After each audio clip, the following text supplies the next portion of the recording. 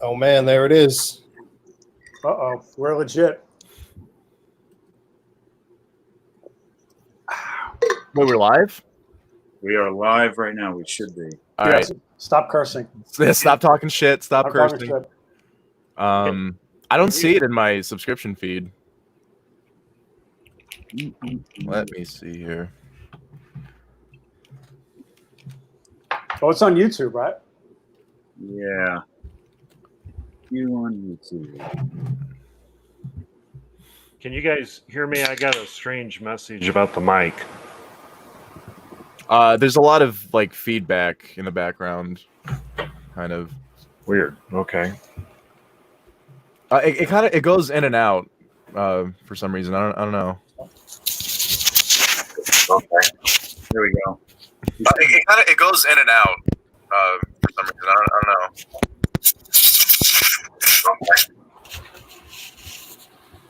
Should be live now. Okay, I'm trying to find, because usually like if I go on YouTube and I look at on the side, the subscriptions will have like it'll put whoever's live at the very top, and I don't see. Maybe I'm not subscribed to you. Maybe that's why. But you were. That's okay. I'm your one of 4 subscribers. Oh, you're one of 19. But you were. I'm counting John, Nick, and Mike. So, let me spread the link around here real quick. Did you link to it on Twitter? Not yet. I'm about to. Okay, because for some reason I can't find your YouTube. Maybe did you get banned? What'd you do? I'll be right back. I don't think so. No, he's here. He's under Michael Tchaikovsky. Yeah, Oh, it's not Vampire Robots. It's just my name. Yeah. oh, well, that's why. Yeah. Wait, is anybody else watching the YouTube feed right now? Because there's like a huge lag. Oh, there's always a delay on There's it. always a delay with this. Yeah. Yeah, there's like a huge delay. I had to shut it off. This is so unprofessional. We're so old. Seriously.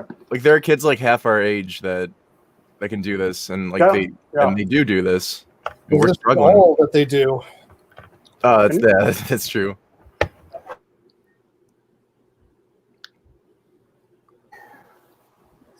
How about now? Is that better? Oh, there we go. Yeah, that's good. Okay. Oh, now I see it. For some reason, it didn't put it to like the at the forefront on my home screen on YouTube for some reason.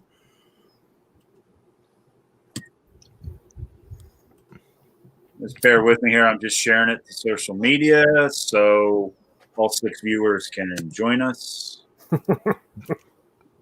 Can't wait. Got some high hopes. You mean, cut that in half. We got 3. 3 viewers. Nice. One's my mom. One's Mike's mom. Right, she refuses to watch these. No. Got better things to do. Hey, we got Samson. Welcome. Sentinel Hey. Sam. Hi, Sam. So, greetings to everybody as they join us. I'm sure people will probably trickle in. It's Mike from Vampire Robots, if you don't know me. We have John Bellotti Jr. from Robo 7. We have Nick Shev from The Art of Nick Shev.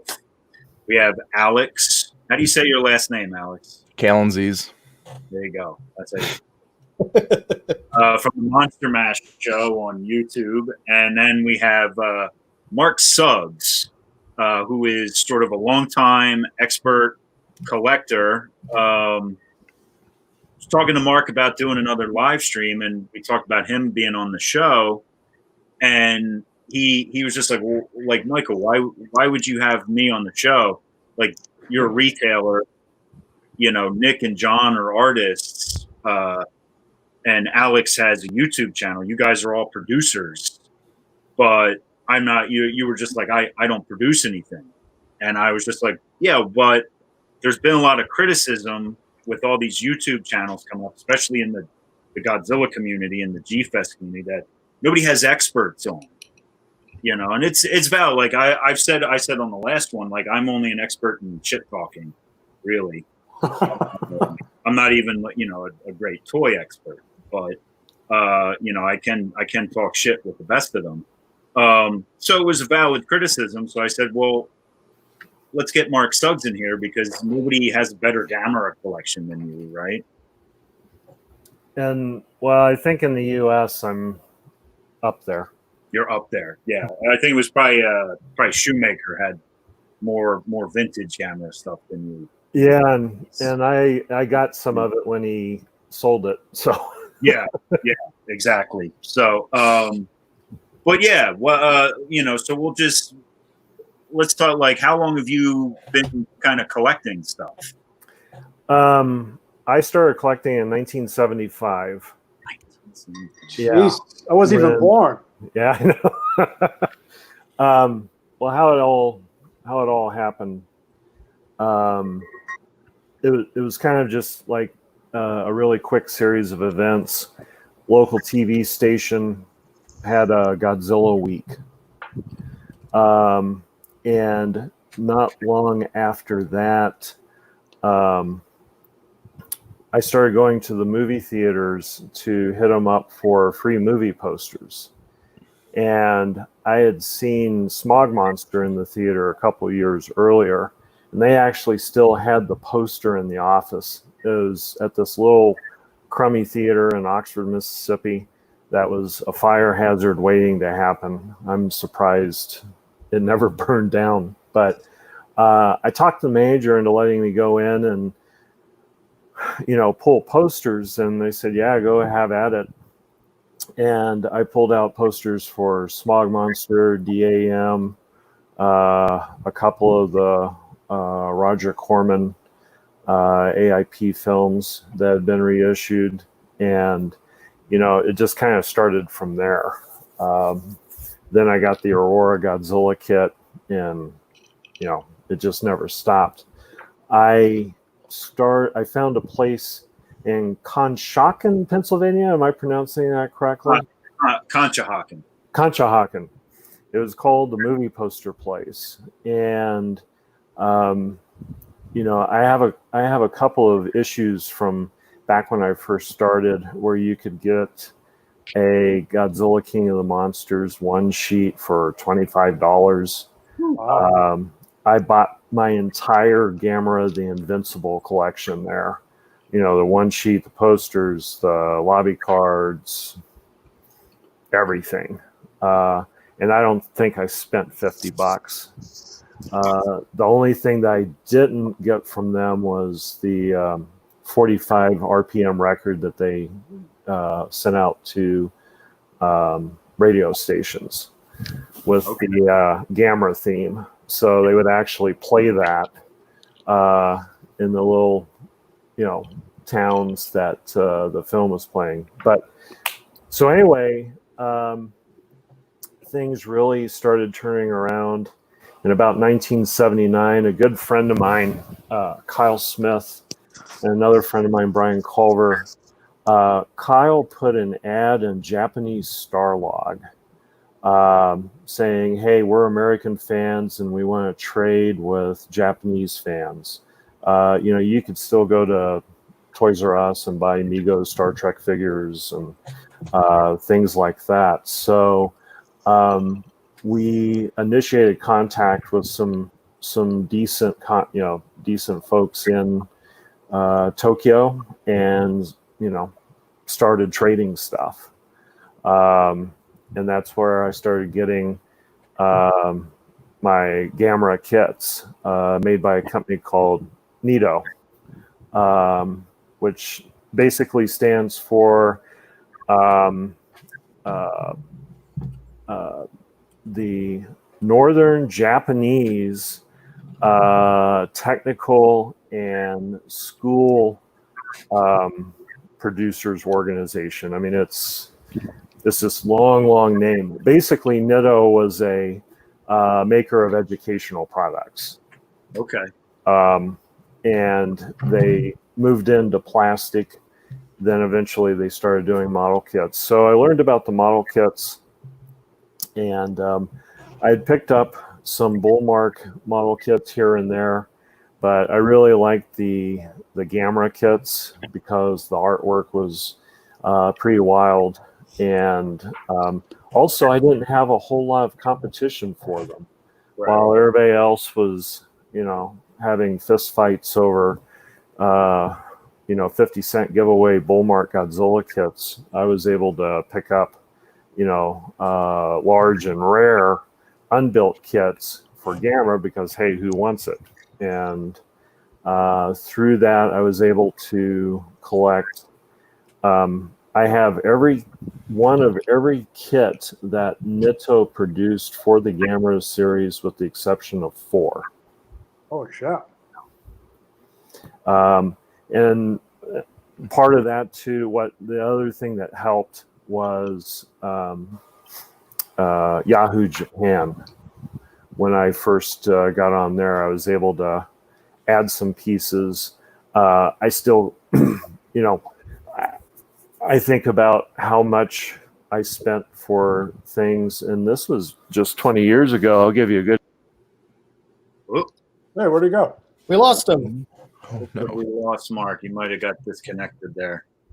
Wow, it's like the end of The Sopranos. Let me see if I can get him back. Technical difficulties. It's all right. So, anyway, Whoa. no big deal. Right. Well, be clearly back. he was the glue that held this all together, because now Yeah, we're kind of just like, oh shit. So No. while I work on getting him back, let's just we can start with you, Alex. Just what have you been up to since the last feed? What do how are you kind of keeping yourself occupied with, quarantine still in effect for some people?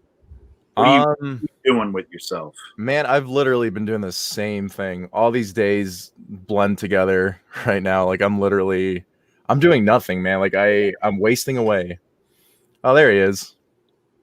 He's back. Sorry, we lost you there, so sorry about that. The man from Denver. He's back, but he's on mute. There we go. Here we go.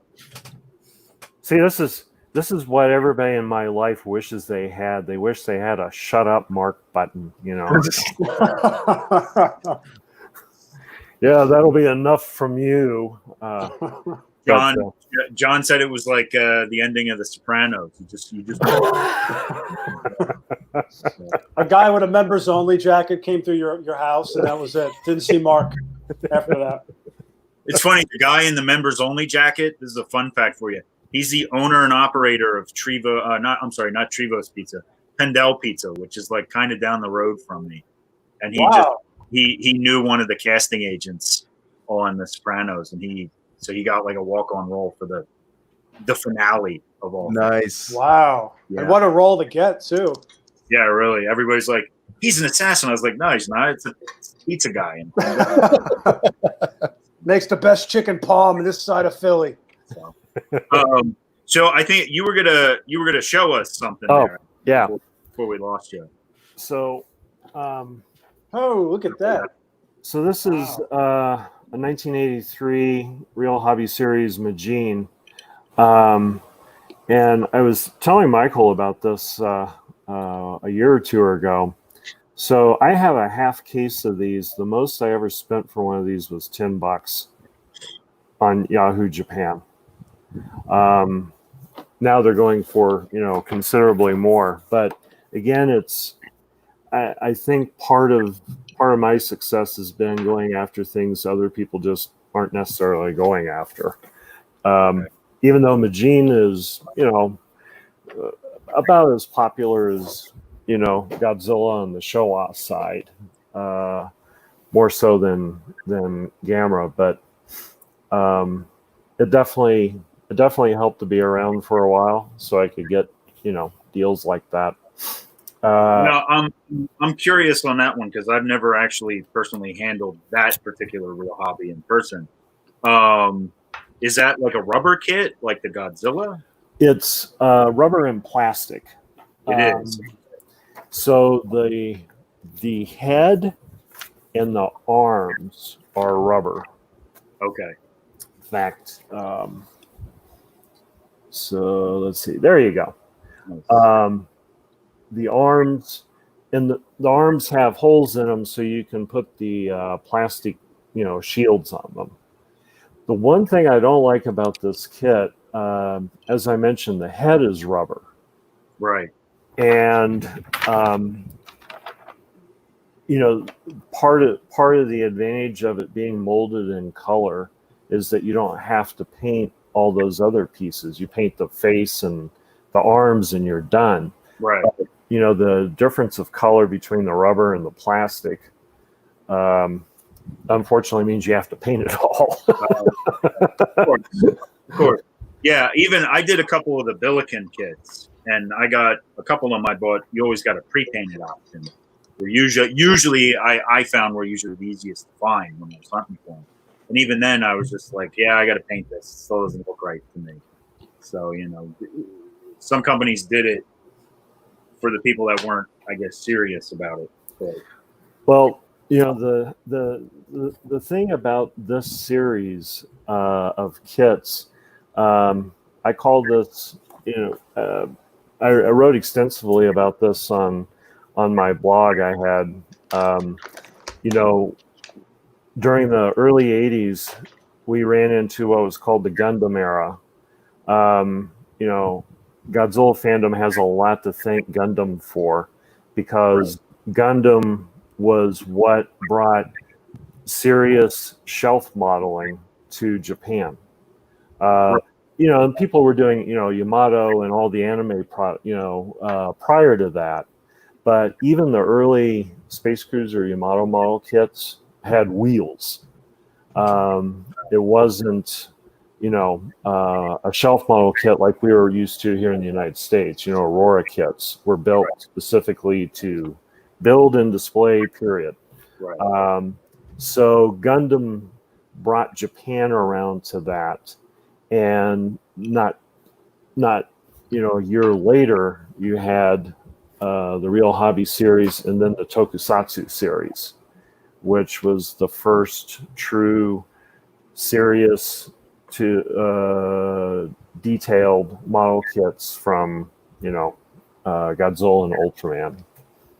Even though the Godzilla kit's not that great, but I like the Godzilla kit. I got one of those. I traded with Mark for one a few years back.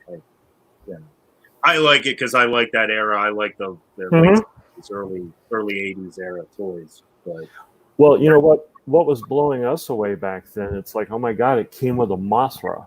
It showed that there were fans working in the.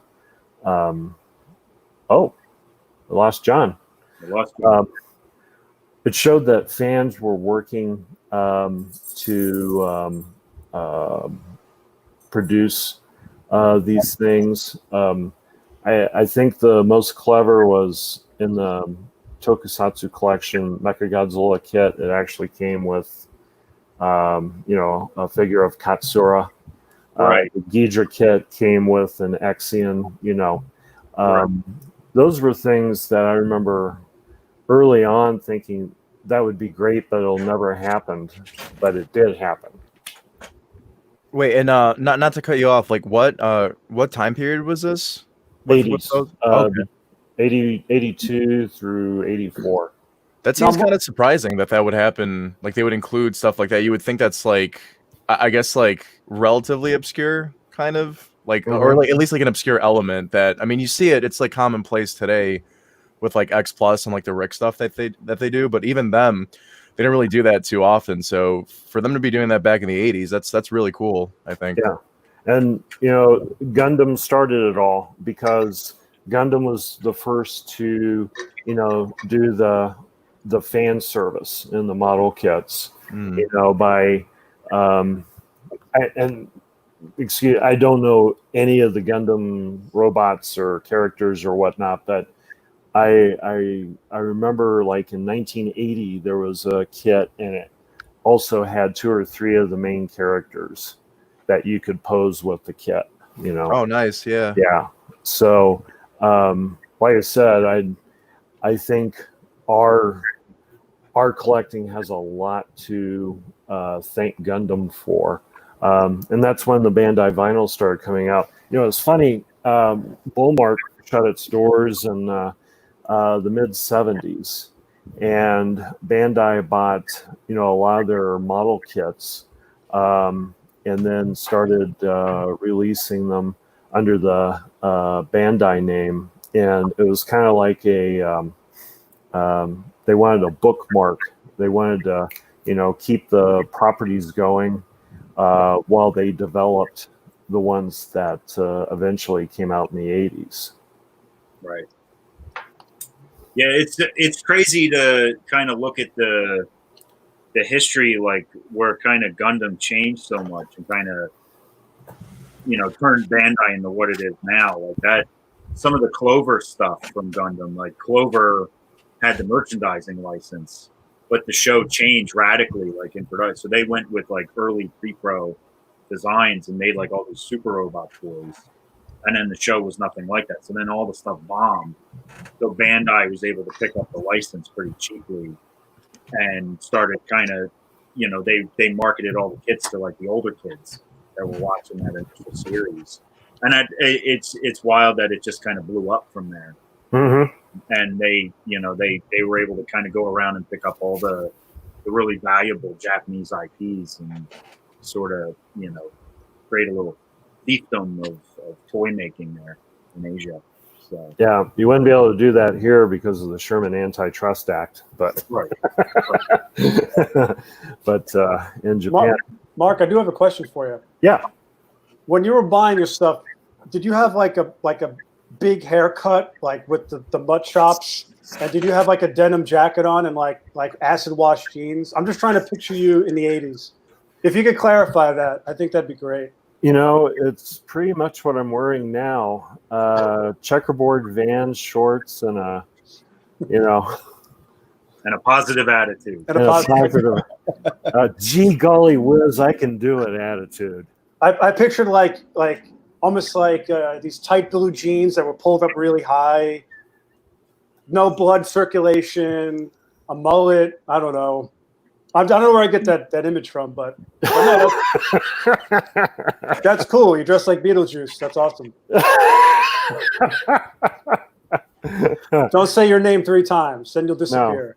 No. When I was in high school or more, college time, I was a skateboard punk. So, wow, I never would have guessed. Yeah, considering how big I am, I'd say you're kind of tall to be a skater. Yeah. But you know something? There's a correlation because I used to hang out with a lot of skateboarders in New York, and a lot of them were into a lot of geek stuff at the time, like comics, anime was a big thing with skaters, graffiti, a lot of graffiti artists that would do skateboarding. Yeah, there was definitely a connection there. Yeah, I don't know if it's big record collectors too. Like a lot of the vinyl stayed alive because of the skaters. Kind of kept like a lot of the punk stuff. Yeah. Covered. So yeah. It's wild. But I did have bigger hair. Bigger, like bigger out or bigger down? No, I always kept it aerodynamic because I didn't Dragon Ball. Yeah, I didn't want it long because I wore members only almost exclusively. So I could see that. So actually, that's true. It is true. Oh yeah. When when I was going out at night, I'd throw on my burgundy members only jacket and my Britannia shirt and checkerboard Vans and what up? Blast Van Halen, right? Yeah. You got the new Van Halen album in your IROC Z. I know, I get it, man. Yeah, well, by the time I was in school, unfortunately, I didn't have my Camaro anymore. I had a VW Beetle, and even better.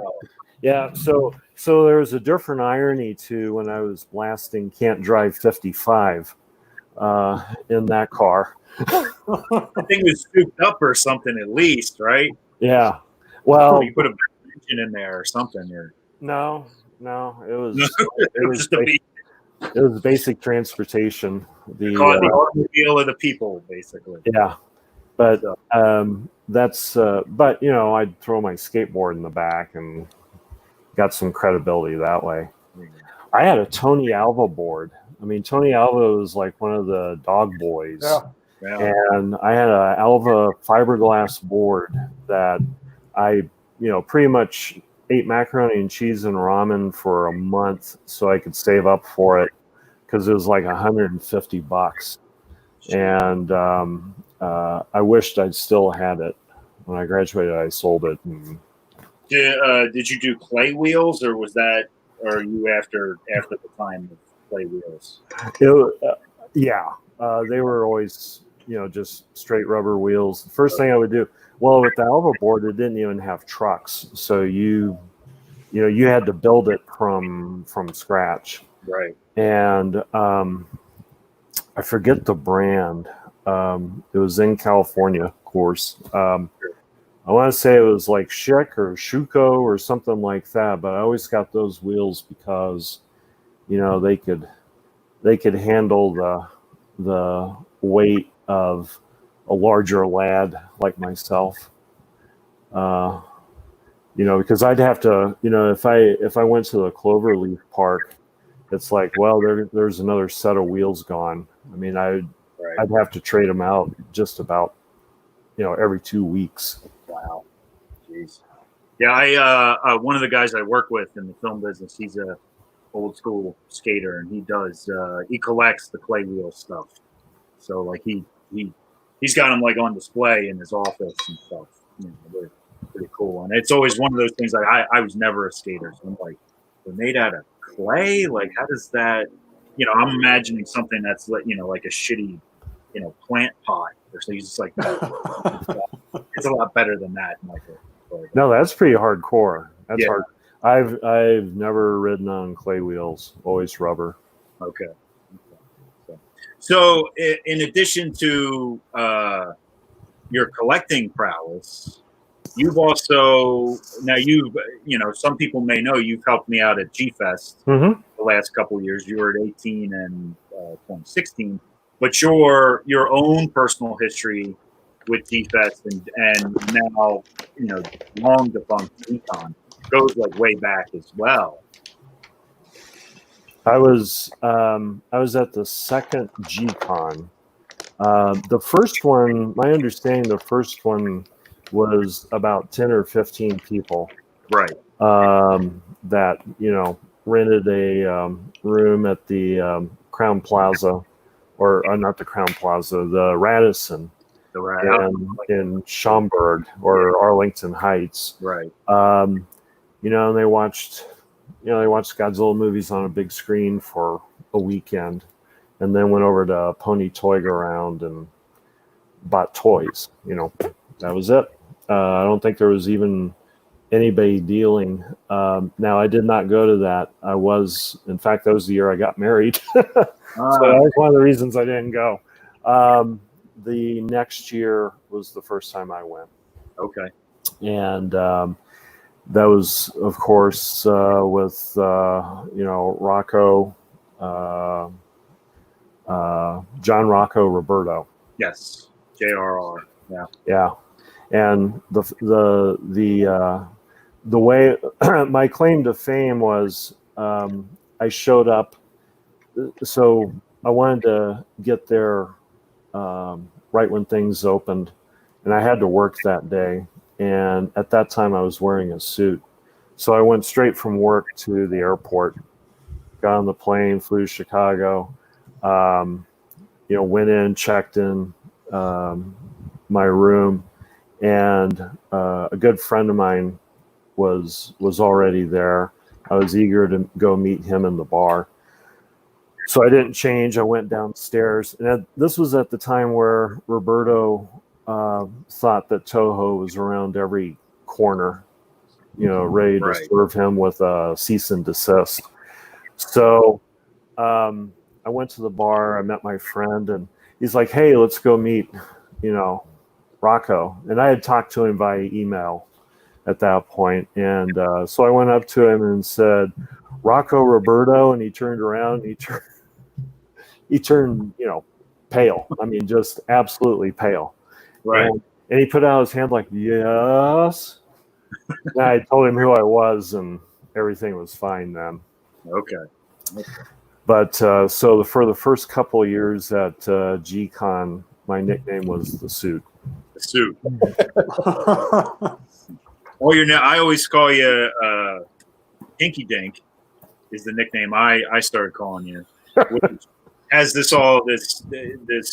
kind of ironic connotation I never intended. I saw you quoting a song lyric on Facebook. I was like, oh, that's a good name. I'm going to call him that from now on. Yeah, it's from the Devo song "We're Through with Being Cool," and I don't know if you're familiar with the video. There's this scene where these kids that are into Devo are chasing this well-to-do family of joggers wearing velour jogging suits, and the lyric was "Chase down Mr. Hinky Dink." And I was doing a lot of running at this time, and I think I just posted, "Oh God, I'm Mr. Hinky Dink." And I'm on to that. I was like, "That's a great nickname. I'm going to call Suggs that from now on." Not meaning it was just like, "Oh, I hope he gets the shit kicked out of him for being a fucking yuppie or something." So yeah, well, that won't happen, but otherwise, yeah. Right. So the last time we had you out at G Fest was 2018. And you being, the Gamera collector, did you find any good Gamera stuff? I did. I was really surprised. Let's see if I can hold that up. So there's actually two pieces. Okay. There's that. There's that guy. And y'all are probably familiar with this. You put it in. The plunger doesn't work anymore, but after the air, comes out of the plunger, right? It, boing, boing, boing, boing. Hey, just like prom night. And then this, it's a hard plastic, patchy Gamera. I mean, right. It doesn't say Daiei or anything. Back in when Morrison first started reissuing Nito Gamera series vinyls, right? They published this beautiful full color book of all the Gamera vinyls and all the Gamera collectibles, and these particular two had eluded me. In fact, when I was in Japan, this is one of the things I was looking for. Right. I wanted to find these, and I combed through hundreds of those little shadow boxes, and some of the stores were pretty clean, some of them weren't, but I never found them. And then the day that I got there, because I remember I was late because of traffic. Right. Late to G Fest. Yeah, late to G Fest, and I started doing my rounds, and this one caught my eye, and I saw these other two. He actually had two of them, so I walked up and hey, what do you want for these? And he goes, $20. I'm like, all right, because really these are probably worth about $30-$35 a piece. If you can find them. Yeah, if you can find them. The scarcity is the thing, yeah.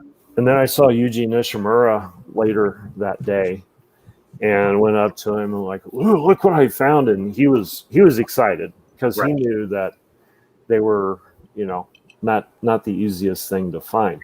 Right. It's kind of like American collectibles, unlicensed stuff is much more difficult to get a hold of if it's 10 years old. Right. But in this case, these are from the 70s. Yeah. Right. So, and you found that from a G-Fest dealer. Yeah. It was any kind of old-timey, scuffed-up Bandai dealer that had that.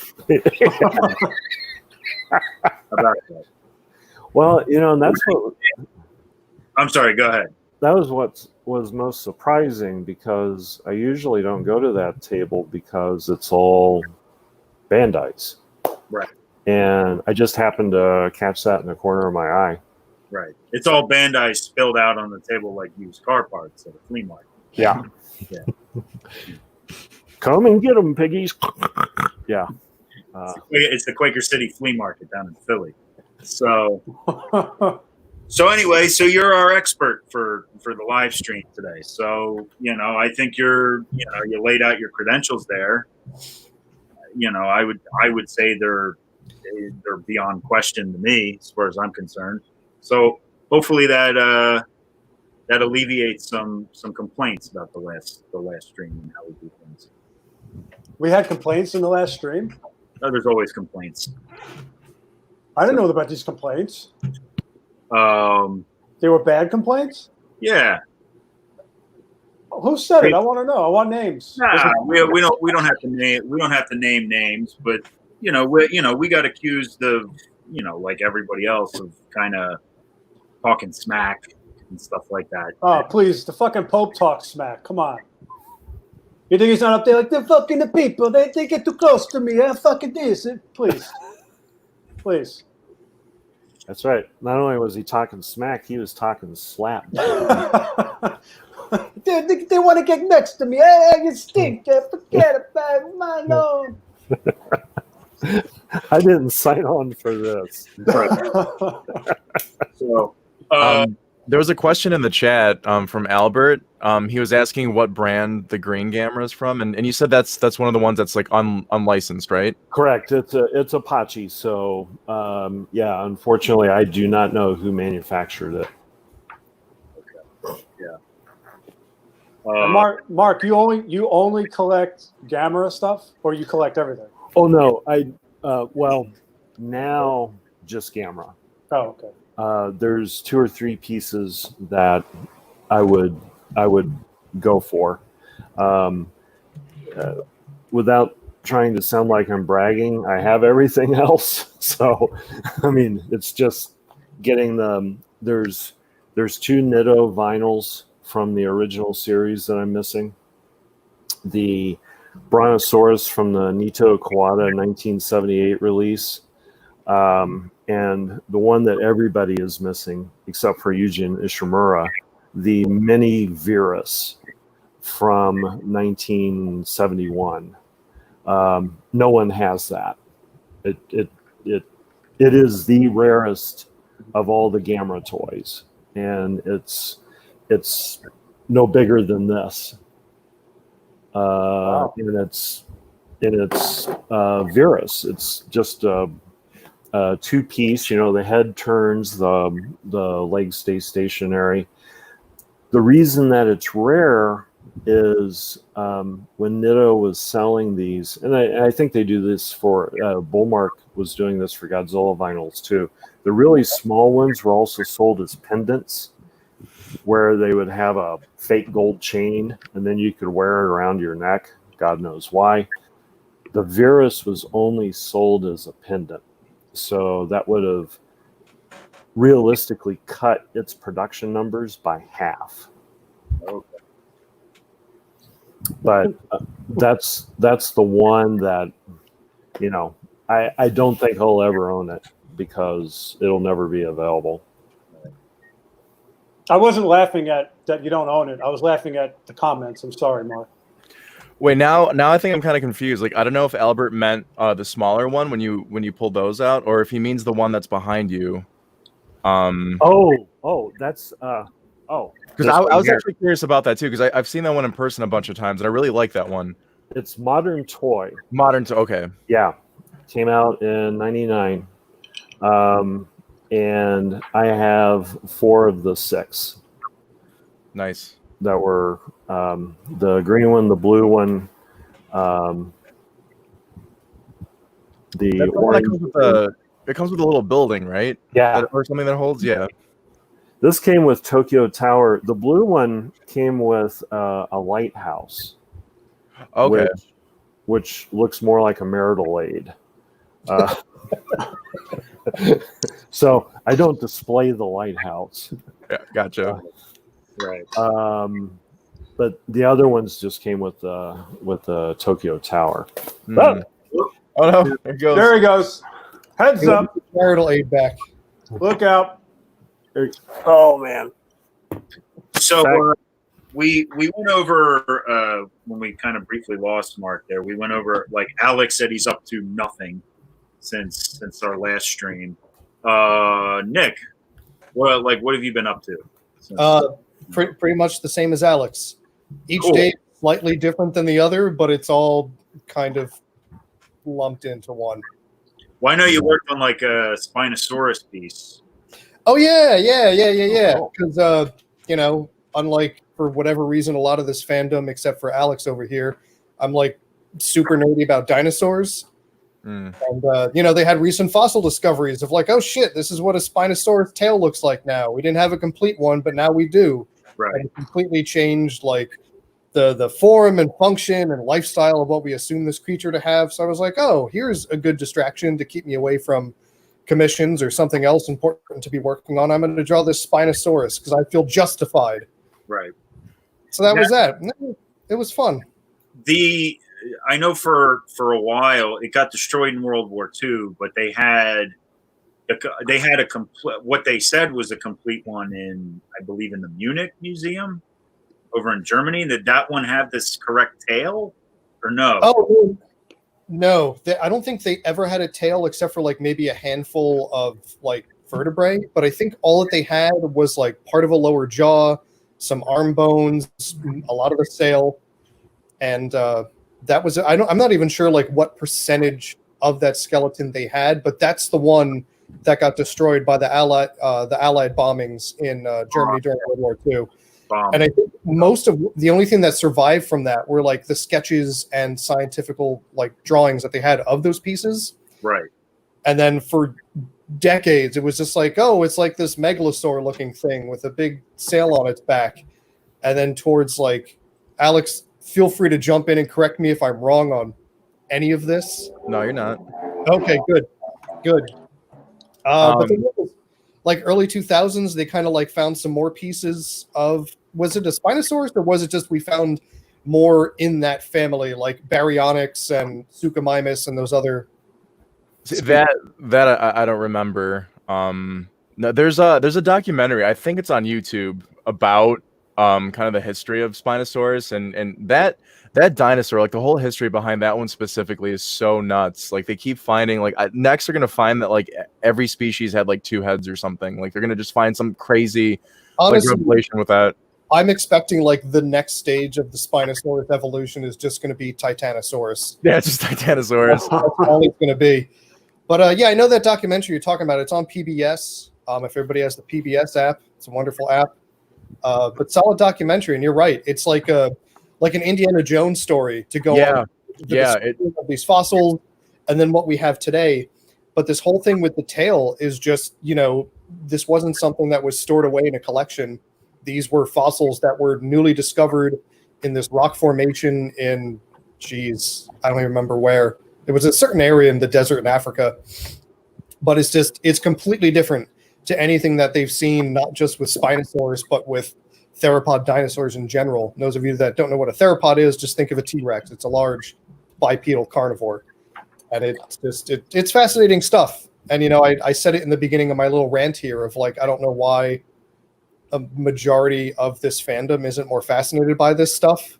But I like, here, these are real monsters. These are real kaiju. These are real creatures. These things existed, and I don't know why the Godzilla fandom isn't more into, paleontology or modern day zoology for that matter. You would really think, because like I know you're not on Twitter, right, Nick? No. Yeah, because like I've gone on diatribes on Twitter, just not just like Godzilla fans specifically, but my question is always how people in general aren't interested in dinosaurs. It's the most fascinating thing in the world. Like seriously, like I get it. Everyone has different tastes and stuff, but like as a kid, like I've had friends tell me like, oh yeah, I didn't really care about dinosaurs as a kid. Like how? Yeah, how that was the center of my universe as a child. Right, and like that blows my mind. And like I was talking about this with someone the other day where because like dinosaurs, like it's a relatively recent discovery that we found all of these things. And just like I was telling him how like I wish I was back in that time period where we found the first one, where it's like you got to wonder like what was going through their heads, like holy shit, there's like a dragon in the ground, you know, like what is this? That is so cool to me. And yeah, it's just the fact that these things were real. They were walking around. Like that is so mind blowing to me. It's so cool. And people are like, yeah, whatever. Yeah. And it's like it. monster movies, but then hear these things that once existed.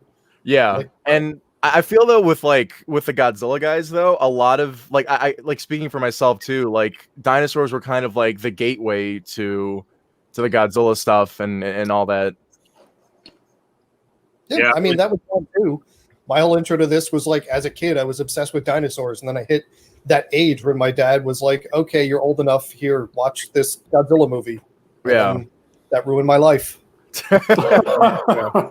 And then all the bad choices started from there. Yeah, that's the best way to put it. Yeah. But Jen, that was probably my most significant thing I've done recently since our last episode was that Spinosaurus piece. If anybody wants to check it out, go to my Instagram @ArtOfChev. It's fun. It's interesting. Dude, your stuff, man. Your stuff is so good. Thank you. We got some talented people here. Thanks. Yeah. I mean, this year. Good stuff, Nick.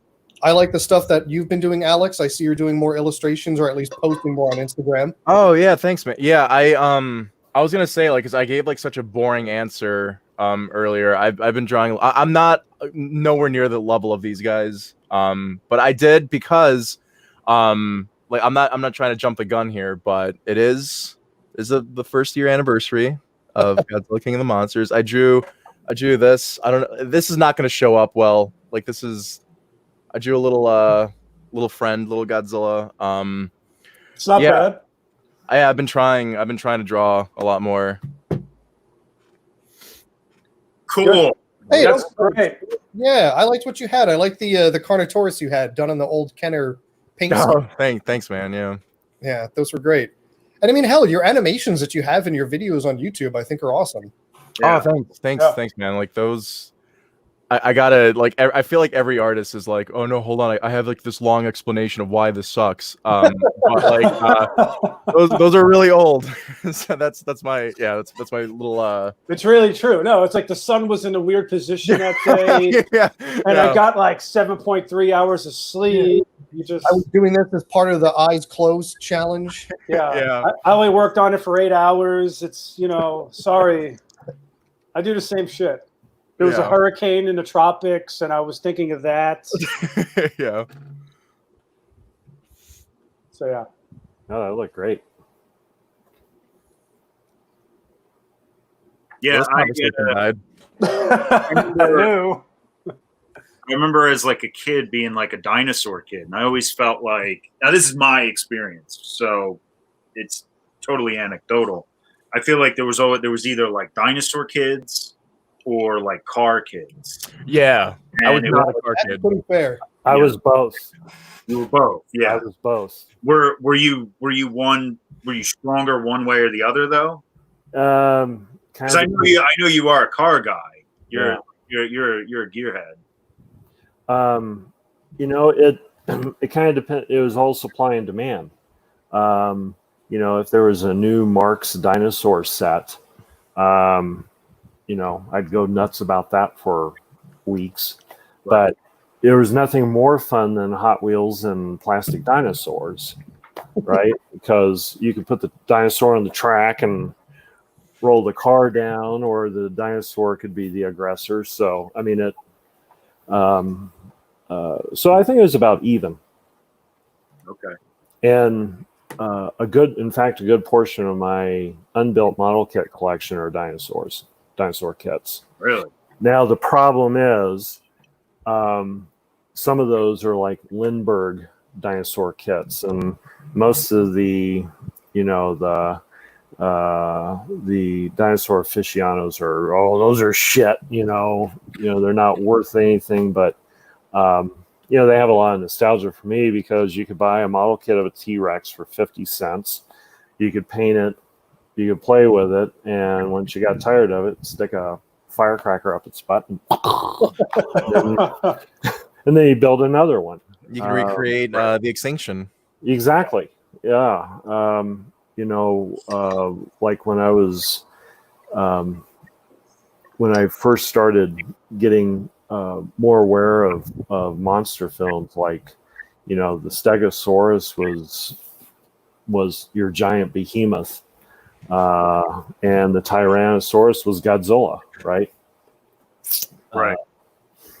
But yeah, no, I think that's a great point by Alex. It's incredible how few G fans are into was literally the origin Yeah.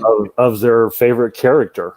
Yeah. Yeah. Another thing I'd like to comment on, because Mike brought up the whole idea of, like, you know, there's car kids and there were dinosaur kids, but I think I read something about this somewhere and it made a lot of sense to me. And I mean, you can just see it anywhere if you have like little nephews or kids or whatever. If you have kids and there's like a pile of toys and it's, you know, a bunch of stuff, they will, like, by default, without ever seeing any of these movies or seeing any movie for the first time at all, they will take dinosaur figures and they will have them fight, you know, construction vehicles or tanks or planes. It's like, for whatever reason, there's this part in the human brain that is just like, this thing fights this thing, and it's super fun and super cool. Yeah, well, that is. But it's I like think it's just an inherent thing. Brain. It's just that inherent violence that people that human beings have, I think. But yeah, like I think I read that too somewhere. And it's very interesting too. Like even like people, I think what I read was like something of like a Lego city or something. Like a kid instinctively like knew like to grab the dinosaur and like reenact like a Godzilla thing. Yeah, without having seen that introduction to it, just like, this is what happens in life. Yeah, yeah. And I think like a lot of people have said this before too, but like I think just like on that alone, like just like that image of that, like you can take like take anything and like even like you see like these like random like t-shirts of like a cat, like a giant cat over like a skyline or something, and like everyone like they know instantly like, oh, that's like a Godzilla thing. Yeah, you know, like I really think like Godzilla is probably one of the most famous characters in the world. Even we probably touched on this like in the last stream too, like where like even like the name is part of like the lexicon now. Oh yeah, that suffix of Zilla added. Yeah. Or like even like people will say like oh, like this Godzilla sized tree, like people know, oh, that's a big tree, like, you know, like they use it just to like describe things. And like it's that case of like Godzilla being such a famous iconic character, but like nobody knows shit about him, Right. which is really interesting, I think. A lot of microbreweries like to throw the Zilla on the end, like they come out, oh, it's a triple IPA, and it's it's an IPA something. It's Castzilla, you know, stuff like that. Yeah. Which reminds me of a funny little story, if you don't mind me going into this. Go to town. But this was, I think this was G-Fest of like 2017 or maybe 2016. I think it was 2017. But it was after G-Fest. My sister and her boyfriend were in Chicago. They were visiting, you know, around the same time. And we go to the Field Museum because that place is great. Yeah. Right. So we take a cab, and they're sitting in the back. I'm sitting up front next to the cab driver. And he's asking like, oh, so what brings you to Chicago? I said, oh, you know, G-Fest is happening this weekend. I sell art there, blah, blah, blah. And he's like, what's a G-Fest? I was like, oh, sorry, you know, you're not in the know. It's a Godzilla convention. Then the guy stops and he's like, what's a Godzilla convention? I was like, wait, what part of that doesn't make sense? What's a convention? He's going to keep breaking it down. No, he didn't know what Godzilla was. Whoa. And I'm freaking out. And my boyfriend thought that I was like getting offended, but my mind was just blown. Of like, meanwhile, you think you've somehow crossed over into another universe. Yeah, it's like, where are you taking me? Like, space-time. Yeah, it was absurd, and I'm just like trying to rationalize this in my brain of just like, you not knowing who Godzilla is like not knowing who Mickey Mouse is. Like, it's just a thing. Yeah. You don't have to watch any of the Mickey Mouse movies. Like, a 2-year-old knows what Mickey Mouse is because it's everywhere. And like the rest of that cab ride was just me blowing my own mind, being like, how did this happen? Well, you know, Nick, that's very gatekeepy of you, I think. I wasn't scolding him about it. I was no, that is totally weird because like my fucking grandma who lives in like the mountains of Greece, like she knows Godzilla, and like I like, yeah, that is such a weird thing. Well, she probably saw the Godzilla print of King of the Monsters. Oh yeah, maybe. That might be awesome. Oh, you should send her that copy of that comic. I think it's like one of the Rage Across Time comics where Godzilla fights like the Greek gods. Oh yeah, yeah. Yeah, I looked it up for fun once. Something interesting that Godzilla is truly Japan's first successful import. Pop culture and just daily life kind of things. I'm not talking about rice or steel or any of that crap. Right. I'm talking about what you see on the street. Godzilla was released April 56 in the United States. It wasn't until June of 1958 that Datsun and Toyota started selling cars here. Right. Wow. Yeah. It wasn't until the early 60s that Mitsubishi, Sony, Panasonic, those places started selling TVs and electronics. So Godzilla led the way from that standpoint. Mark, have you read that Honda book that came out like a year ago? Yeah. One of the things I really liked in it was the comparison between Ishiro Honda and Akira Kurosawa, and how Kurosawa was this avant-garde filmmaker, one of the most influential filmmakers of all time. And Honda always felt like every time he got conscripted into the war effort, it set him back. While Kurosawa just kept going, Honda had to stop, go fight the Allies in World War II, and then come back and start over. And there was sort of this poetic justice to Honda's career, because his films have been seen much wider than any of Kurosawa's films. And it was like, even though Kurosawa was the bigger name of a director, Honda's films were seen and embraced by more people. And I always thought that was an interesting way to look at Honda's films, like 54 Godzilla, arguably is more widely known than Seven Samurai. Yeah. But if you ask anybody on the street, like, they know Godzilla, but they might not know who Toshiro Mifune is and Redbeard or Rashomon. Right. So, Well, just don't ask a cab driver. He won't know. not in Chicago. No. Until Not in next Chicago. anymore. Oh, that shit blew my mind. So John, what have, I know you've been working pretty heavily on your art. Like, what are you kind of up to since we did the last YouTube stream? Just doing more art. I'm doing a Fury Road poster, the long jet-stating Fury Road poster. I finally caved in. I'm doing a Final Wars poster because that's what people want. So it's one of those things that'll just make me money, like, well past my death on TeePublic. Like, I'll just keep selling shirts, and the money will go to, like, the John Bellotti Foundation that I set up, like, before I die. New York will be underwater from ice melt. Yeah, it'll still be selling in the mountains to the mountain people in the Rockies, to, like, Mark's grandchildren. They'll be buying it. So, Uncle John. Yeah, Uncle John, great gift giver. He make the Final Wars. I'm also taking a portrait drawing class because I want to strengthen up my portrait drawing abilities. So that's basically been it. That's all I've been doing. Just waiting to go back to work, I guess. Right. Nice. Where are you getting these classes from? I did a Google search, and I found this website. There's a school in Chicago, actually, called the Vitruvian Fine Art School. And for $150, it's like a 33 lesson course of portrait drawing. Oh, and it's really good. Yeah, I'll send you the link. So far, I'm happy with it. I'm only like, 2 less, or like, I think I'm like 6 lessons into it. And you watch a video, and you're supposed to draw with the guy, and they have critiques and everything. So wait, after you draw along with the video, do you like send them what you did, and then they'll send you back their revisions or whatever? You're supposed to, yeah. So I had to buy like a big tone gray sketchbook, and I had like some drawing pencils, and I'm watching all these videos, and I'm like, I wonder what I'm supposed to draw. And I'm looking at like the curriculum, and it says, oh, critique 1, critique 2, and I'm like, oh shit, I'm supposed to be drawing with this guy. So now I have to like start over. And Were you just watching it? I was just watching him like, oh, that's interesting. Oh yeah, I never. Oh, when you measure, oh, that's interesting. Yeah. So I was. It's been a long time since school, right? It's a long time. I love taking classes, but I never took a class like this. So I have to like, I draw on my tablet, my Wacom tablet, so it's just on my waist as I sit in the couch and draw. But now I have to like set up an 18 by 24 sketchbook, and then set up my tablet and draw from that. So I'm like, how am I going to do this? So when I work out the logistics, I'm going to start drawing along with the class.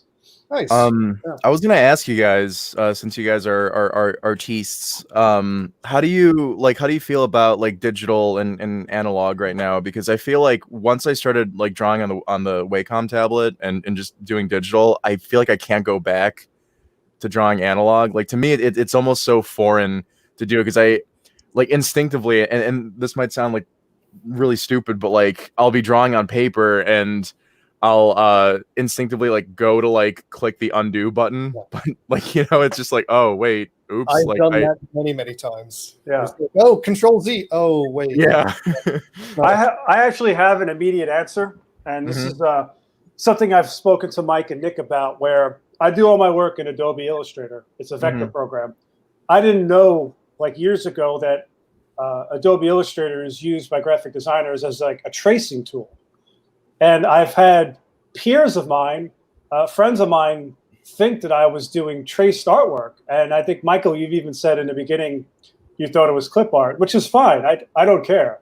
But some people some people actually didn't even know I can draw. So I was like, how would I be able to do all this if I didn't know how to draw? Like my colors are nuts. Like it looks like I'm on drugs half the time with the colors I choose. So where is this coming from? So I started posting my sketches on my Instagram page, and they're getting shit tons of likes, like more than I think my finished artwork is getting. Yeah. And I think there's so much digital artwork because most people don't know what I use. They don't know what I do. And I think to see something hand drawn and sketched, it's something tangible. You could hold it. You could look at paper. You could touch it. You can't touch a screen. So I think there's definitely a huge appreciation for like what Lenny does. Like people love Lenny's work because it's all pencil. Say they were Nick. Nick's work is a lot of marker work, glow in the dark inks, and you can hold it like you watch him work, and it's it's real ink and lead and graphite. And there's something to be said about that. I think there's room for both. Yeah. But you can't have one without the other. Like you can't be a digital artist without knowing the basics or the foundations. Oh yeah, for sure. So that's sort of my take on analog. I think there's also like this stigma too around like tracing and stuff too, because like there's one time where I was doing a painting, and that's like the first time I ever painted on a canvas and stuff. But I was drawing like an actual like animal, right? Like I was using a photo as a reference, but I took the photo and I basically I pulled up the photo and I used my what's it called, my Wacom as like a light box, and then I just used like transfer paper to get it onto the canvas. But essentially I traced the photo, but when I painted it, like you still need to be able to know how to draw, like to render it so that it looks realistic, right? Right. So like, and that's kind of the thing too, where like I will always do it by eye, but there are moments where I will take I won't take, obviously I'm not going to take somebody's artwork and trace their artwork, but like if I'll take a photo, there are times where I will trace my photo, but then when you render it and you finalize it, like anybody can trace, but you can't render it unless you know how to draw. You cannot render it properly and have it look like an actual thing too. So like that was a big like revelation for me too, where I always felt like, oh, that's like a no, you don't do that. But like apparently like artists, like if you want to render something like and have it be like hyper realistic, which is what I was aiming to do with this painting that I was doing, a lot of these artists, like they will trace their own photos, but then like when you color it and stuff, like that's where it really comes alive and like comes together. Right. So I don't know how I got on that tangent, but no, but that's you're familiar with the poster artist Drew Struzan? Yeah. He traced. He traced because he had to.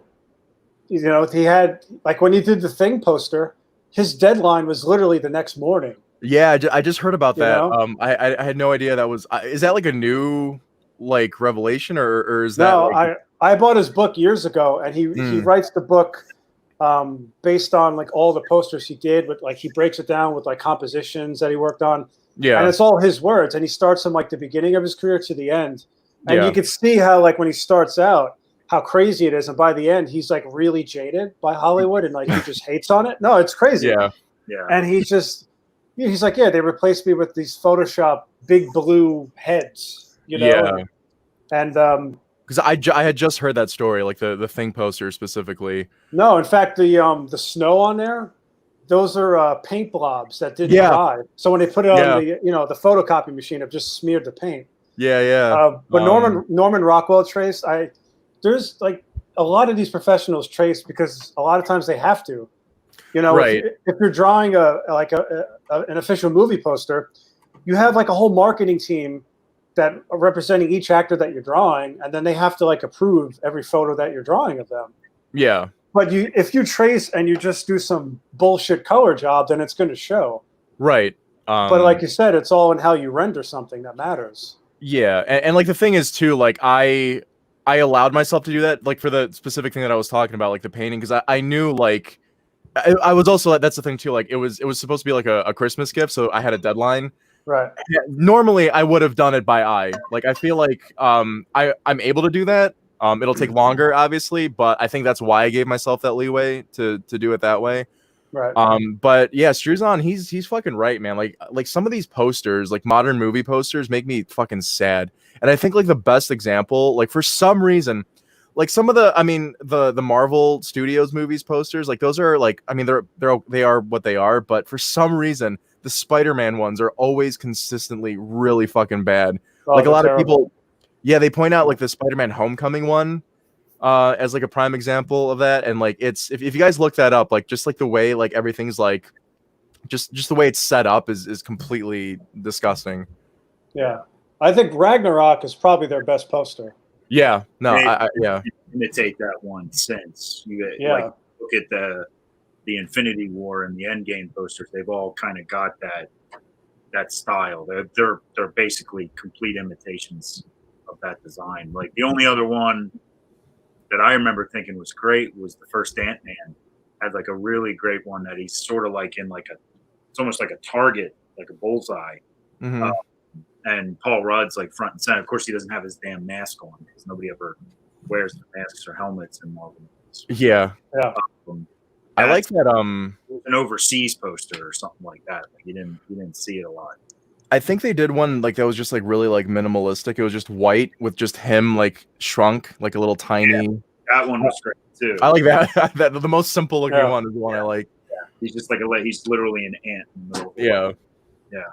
I always had a problem with the like now like taking it to, like into our wheelhouse here. I always had a problem with the main poster for Godzilla 2014 because it's like a cool idea, like that, like Godzilla's like towering like over these buildings, but like it kind of like with Godzilla, like the 84 or 85 poster where he's like, you know, he's like just towering over everything.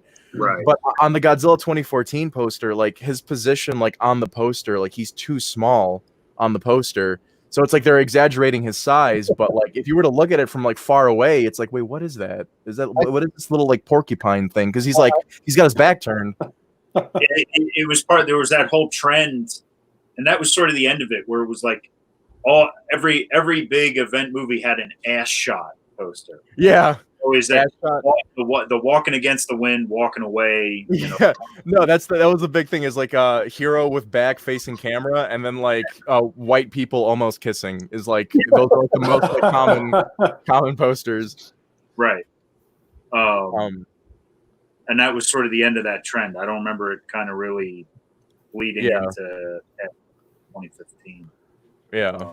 Well, yeah, it's funny. Struzan, I assume you're talking about Struzan's first book, where he talks about like there's all the aborted projects and stuff in there. Yeah, like, I'll show you. There's a whole on the Money Pit with Tom Hanks. Like he did all these posters for all these great looking posters. One Tom Hanks and Shelley Duvall in a bathtub. like using it as a rowboat, like a life raft, as like the house sinks behind them, and he talked about what a nightmare it was. Yeah, that one. Yeah. And then he talks towards the end. He's working on I think Zephora with John Favreau, like Favreau's second or third movie, and he talks about like how the system's just kind of breaking down and he's telling Favreau, he's like you're in a bad spot because you think you have power here, and you don't.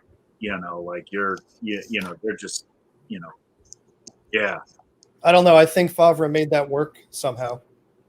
Well, but there was supposed to be a Streisand poster for that, and I think it wound up just being something like Favreau had it made for like the crew or something for like a rap party. Like that's, you had to work on the movie or go to Comic-Con and get it or something like that. Huh. You ever see his Creature poster?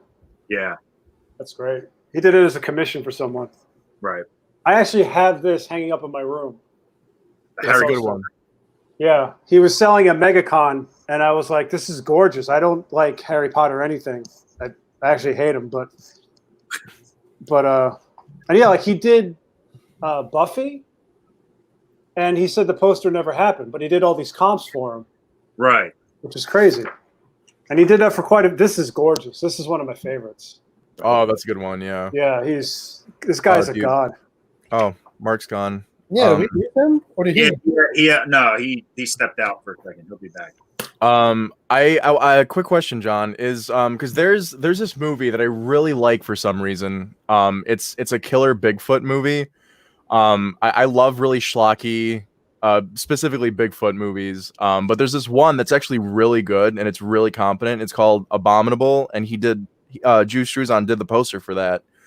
Is that in that book? Because he did that this is like 2006, I think. No, it's not in there.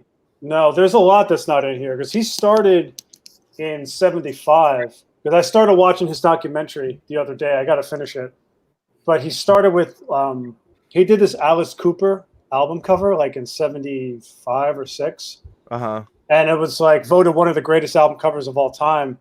And then this producer guy called him up and said, "You got to make movie posters."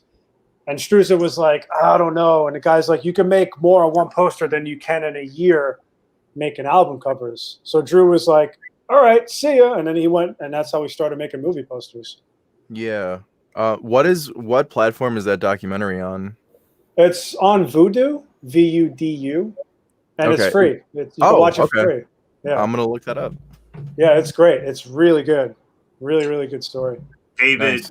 Hey John, David asked you to mention your Pride Baragon piece that you showed off yesterday. Oh, yeah, David. I'm sorry, I can't comment because I'm not logged. Like I have to do like we're on StreamYard, right? Yeah.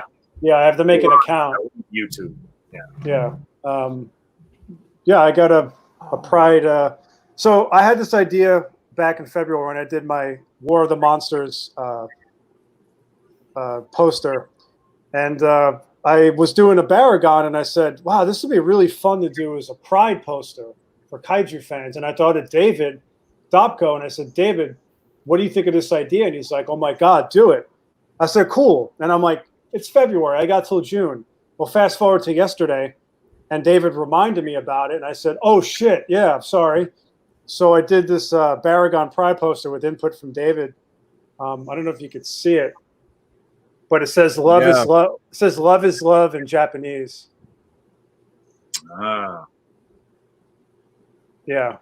So that's on the T-shirt. Ooh. There we go. I told David yesterday I might get it on the shirt so I can virtue signal that I'm an ally.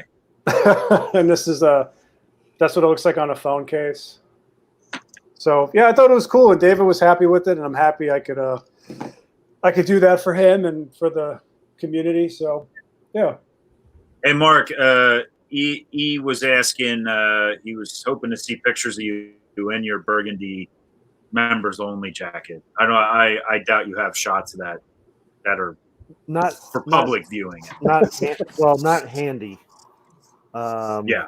But I will get one up there. Incidentally, everybody, I just John, you solved it for me. I can't respond to the comments. I have a profile, but I don't think I logged in. I think I just clicked in on the link you sent, so that's why I can't respond to the comments in the text. So Yeah, I can read them. If I sign in, that means that's when I try to sign up, and then it cut me right out of the whole chat. So I was like, I'll just do it next time. Yeah. Hmm. yeah. So sorry, I'm not being that way. Yeah. Uh, That way. That way. So, just on my end to update things, since I did the last one of these, when we did the live stream in April on Alien Day, my main wholesaler, Diamond Comic Distributors, had effectively shut down. Like, they were not sending new product out weekly, and they started back up about two weeks ago. They started sending comics first. I'm not a comic book dealer, so I didn't get any comics. But they finally sent the King Kong out from Star Ace.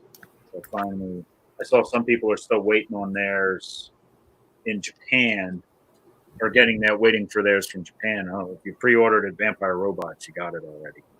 So, but that's what I've been up to, and just trying to keep things rolling at VR. Nick got one of the Dugus from me. Yeah. This thing is awesome. It is a huge, nice, big chunk of vinyl. A lot of good detail. It's got like an antique finish to it. It's great. Yeah. That's that one. That's part of the. I think it's the car. I think I was telling you the Cars Works. Yeah, you told me about that. Yeah, he's got like a bunch of other. No, not a bunch, but he's got a few other like crypto, sort of paranormal things in there. Like I had the Flatwoods Monster for a while that Metacom put out, and the Hopkinsville Devils that ET was at one point based on. And then like the Head of Marmot puts a lot of his own original sculpts and stuff in there. But that's a cool line. Yeah, I sold out of those. Like, not that I got many, but like they were gone within the week that they got here. Yeah, they're dope. That's beautiful. Did you guys see? I just bought this yesterday. It's only $30 from Otaku America. Did you guys see that? Yeah. Those are supposed to be for 5 points, I think. Right? He was doing it for 5 points this weekend, which got canceled. Are those eraser rubber Keshis? No, yeah. Well, they're like 2 or 3 inches tall.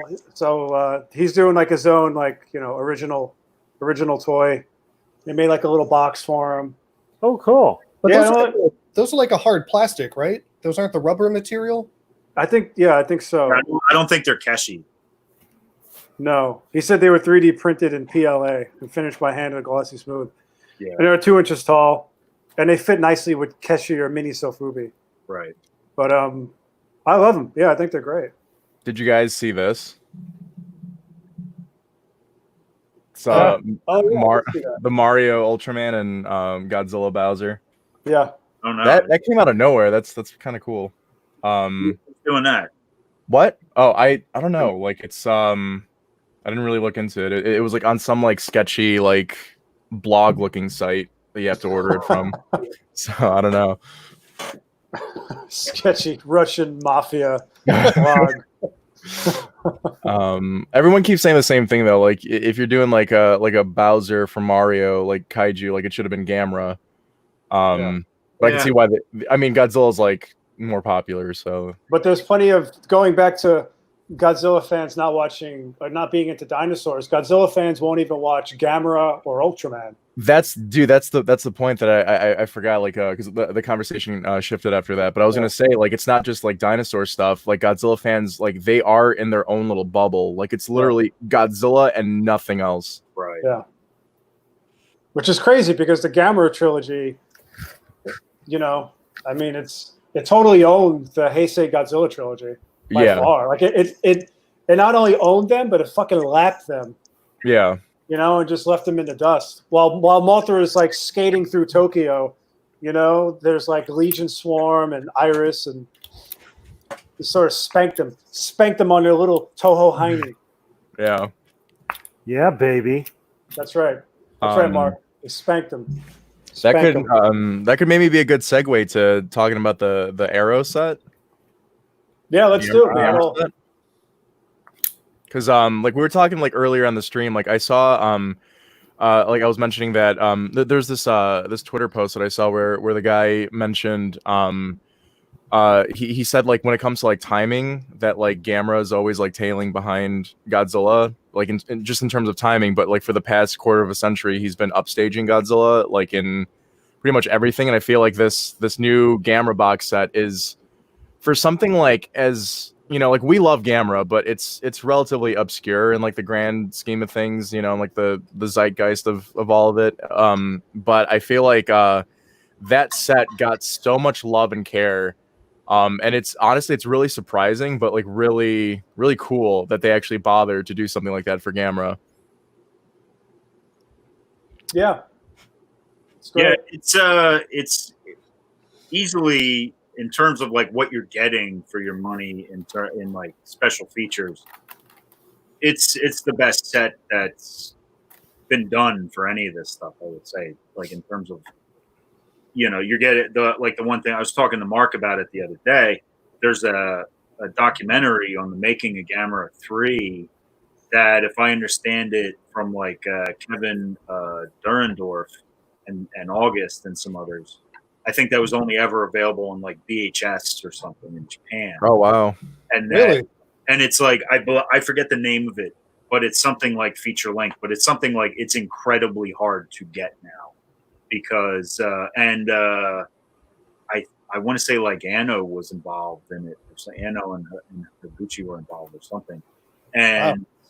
Yeah, so like it's like it was like a big get, like when it was announced that it was going to be in the set a few months ago. So like something like that, you know, kind of makes it worth purchasing alone. Yeah. Even that, and the fact of like, you know, the simplest idea of like, hey, we're going to get you the best quality of these movies that we can possibly find, and then we're going to put them on this set and fine tune it. Like, right. That's step one. And I feel like even with the Criterion set, they were like, we don't need to do that step. But like the fact that they did that for this, and that it's such a simple thing, and that it's being done, really says a lot. I think the thing is too, like with the Criterion set, like I'm totally talking out of my ass here, but like I feel like Criterion would have done that, like they wanted to, because I mean like their like restorations on shit is pretty like extensive, and I think that was just a case of Toho being Toho. Yeah. With that one. Yeah, I think with the Criterion Godzilla set, like, yes, there are some of the Showa films in 4K. Like I know Kong's in 4K. Like there's like a roadshow print of Kong in 4K, and Mothra versus Godzilla's in 4K, but they're not on Blu-ray in Japan yet, and that's always kind of been Toho's sticking point, is they don't want an overseas release being better than anything they can put out, because they got like, and it was something they did a release with Seven Samurai where Criterion's release was way better than the Toho home video version, and just all the movie nerds in Japan were just like, what the fuck are you guys doing? What is this? And you know, look at our release, and they were terribly embarrassed by it. So that's like, you know, ever since then, Toho, especially with that's their flagship, you know, brand. So they're not. I knew when they announced, I was like, we're not going to get something better. Yeah. Like not to.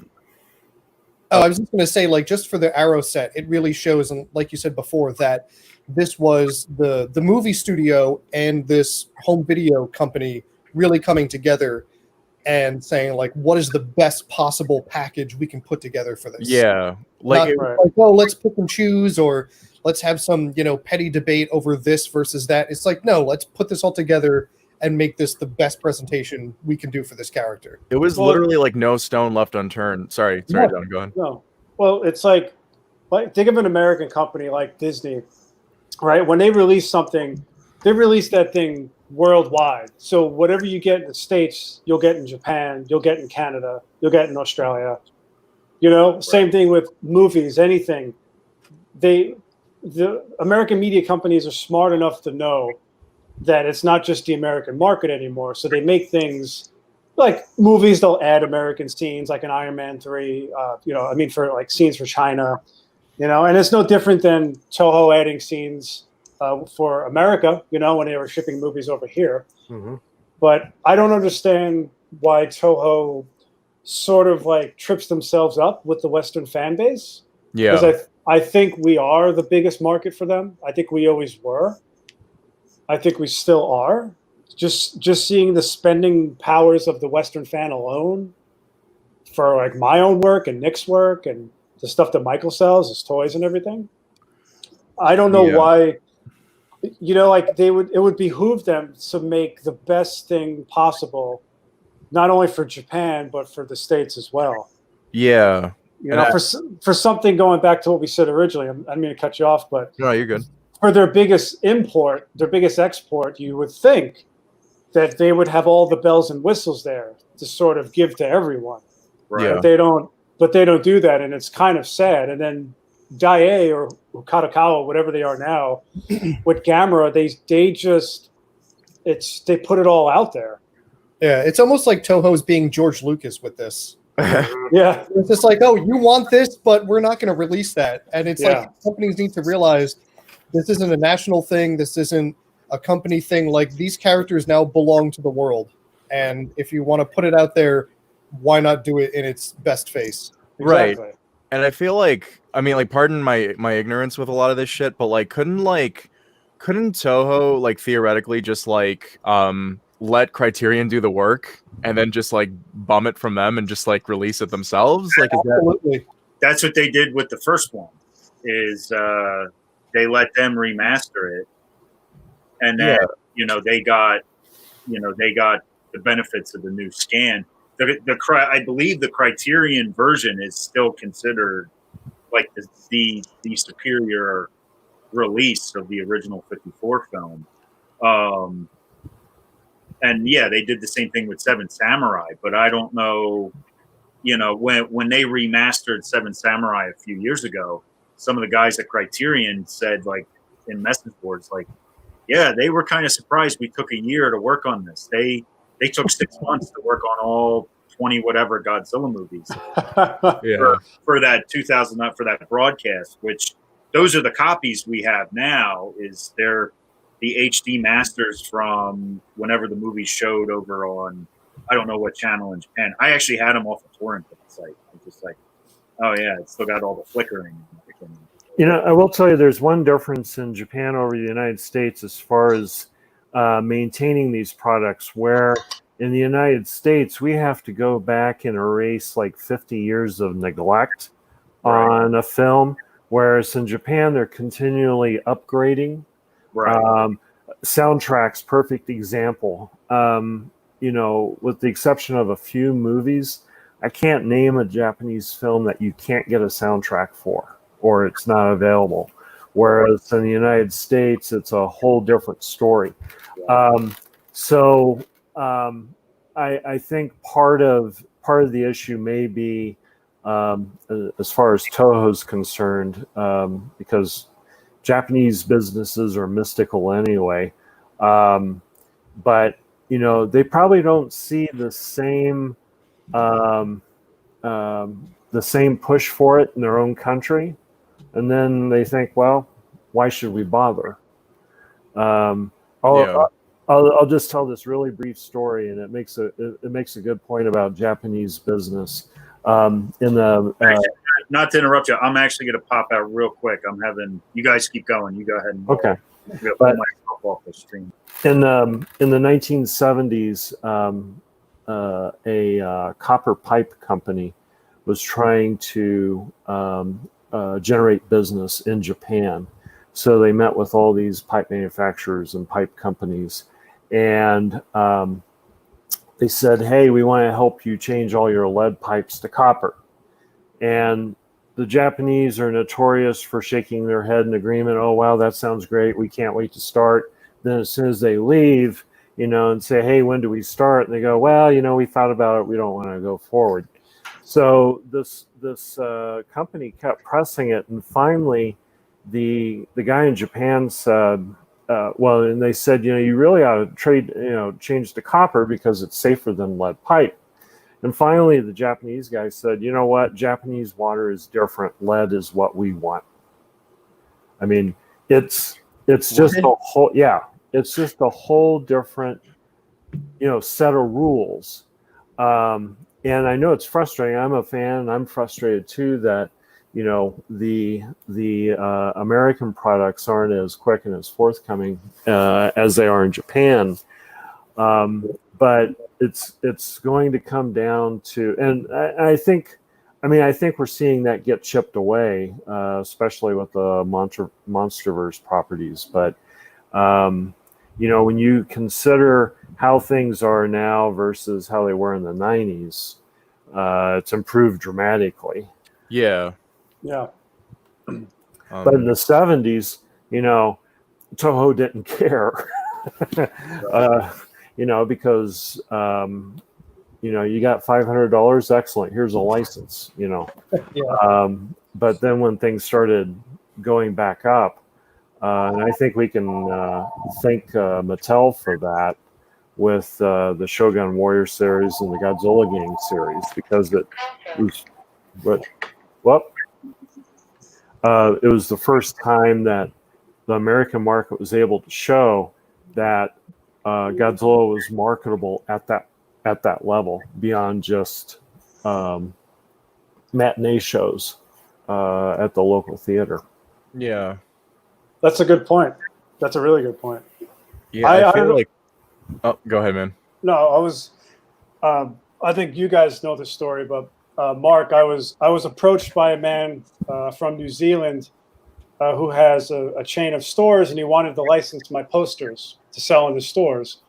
So I reached out to Toho back in November, and I still don't have an answer about it. And apparently, I don't even think they know what to even say about it. So I'm still waiting to get an answer about how I can license my posters to sell to this gentleman. But I reached out to the Bruce Lee Foundation last February because I did a Bruce Lee poster and I wanted to license it. And they got back to me immediately, within a week. And they gave me the parameters. They said, look, if you want to do this, you have to get the permission from every single actor in this poster. Even if they're dead, you got to go to their family. And we advise people. Yeah, so that's why you'll notice in the official Bruce Lee store, there's only pictures of Bruce Lee for sale. There's no Kareem Abdul-Jabbar. There's no Chuck Norris. There's none of that stuff. And Chuck Norris probably wouldn't even want to be involved, to be honest. But the point is how quick they got back to me and how they got me an answer. And I could walk away and say, all right, well, at least for the next time, I know how to approach him. Mm-hmm. I know what not to do, what to actually do. And I can go from there, and it feels like I opened up that book and I was able to close it. And learn something. With Toho, I'm stuck in the middle, and I'm I can make all this money, but I don't have an answer. And then they don't even have an answer because they're just getting their show off the ground with their foothold in Hollywood. So it's just there's super frustrating to deal with. I'm sure if I went to Dai and said, could I license Daimajin, I'd probably get an answer right away, or Gamma or something. Right. So that's just. Have you considered the Sampoti Sands approach and find someone who's already? Well, no, seriously. Just claim you own it. Yeah. Well, no. What I mean by that is, there's a U.S. licensor of Toho products. There's also probably an Australian licensor, New Zealand. Oh, maybe not New Zealand, but. Anyway, it was just something I was thinking about. You may want to look into with one of these other countries that holds a license and go through that route. Yeah, it's like the Clint Eastwood route when he went to Italy to make his movies just to come back here. I thought about that. I definitely did. Shoot me an email. Shoot me a message with whatever info you have because I definitely thought about that. Yeah. If I can't get in through the front door, I'll go in through the side. In the middle of the night while everyone's sleeping. So thank you. I mean, my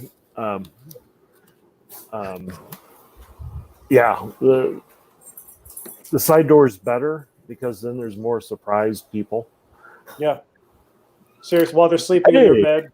How'd that happen? Right. Yeah. Why is this giant Italian man breathing heavily over my bed while I'm sleeping? Well, Why is this guy here? that wouldn't be the first time I asked that.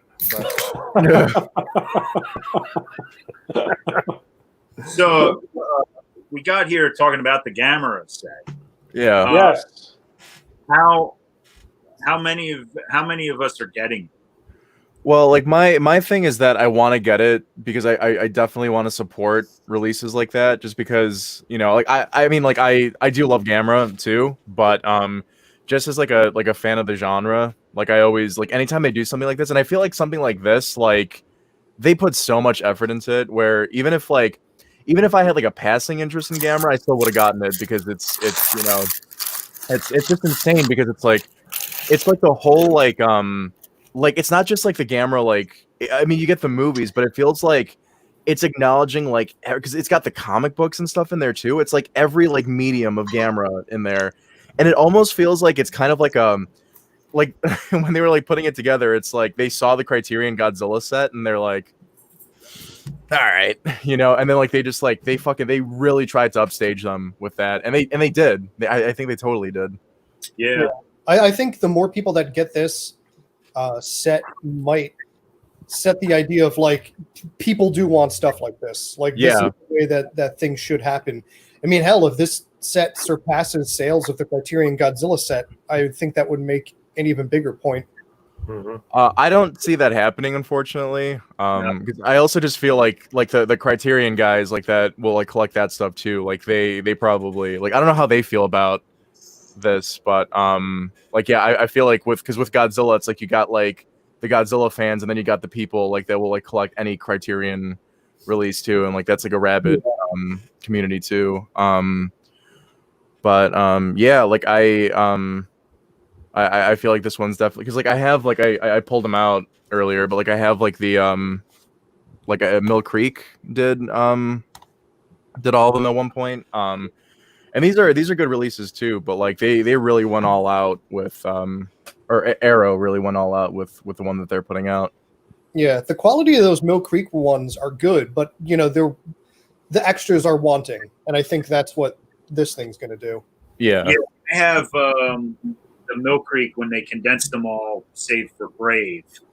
I have that set, which it's like the Heisei movies look great in that set.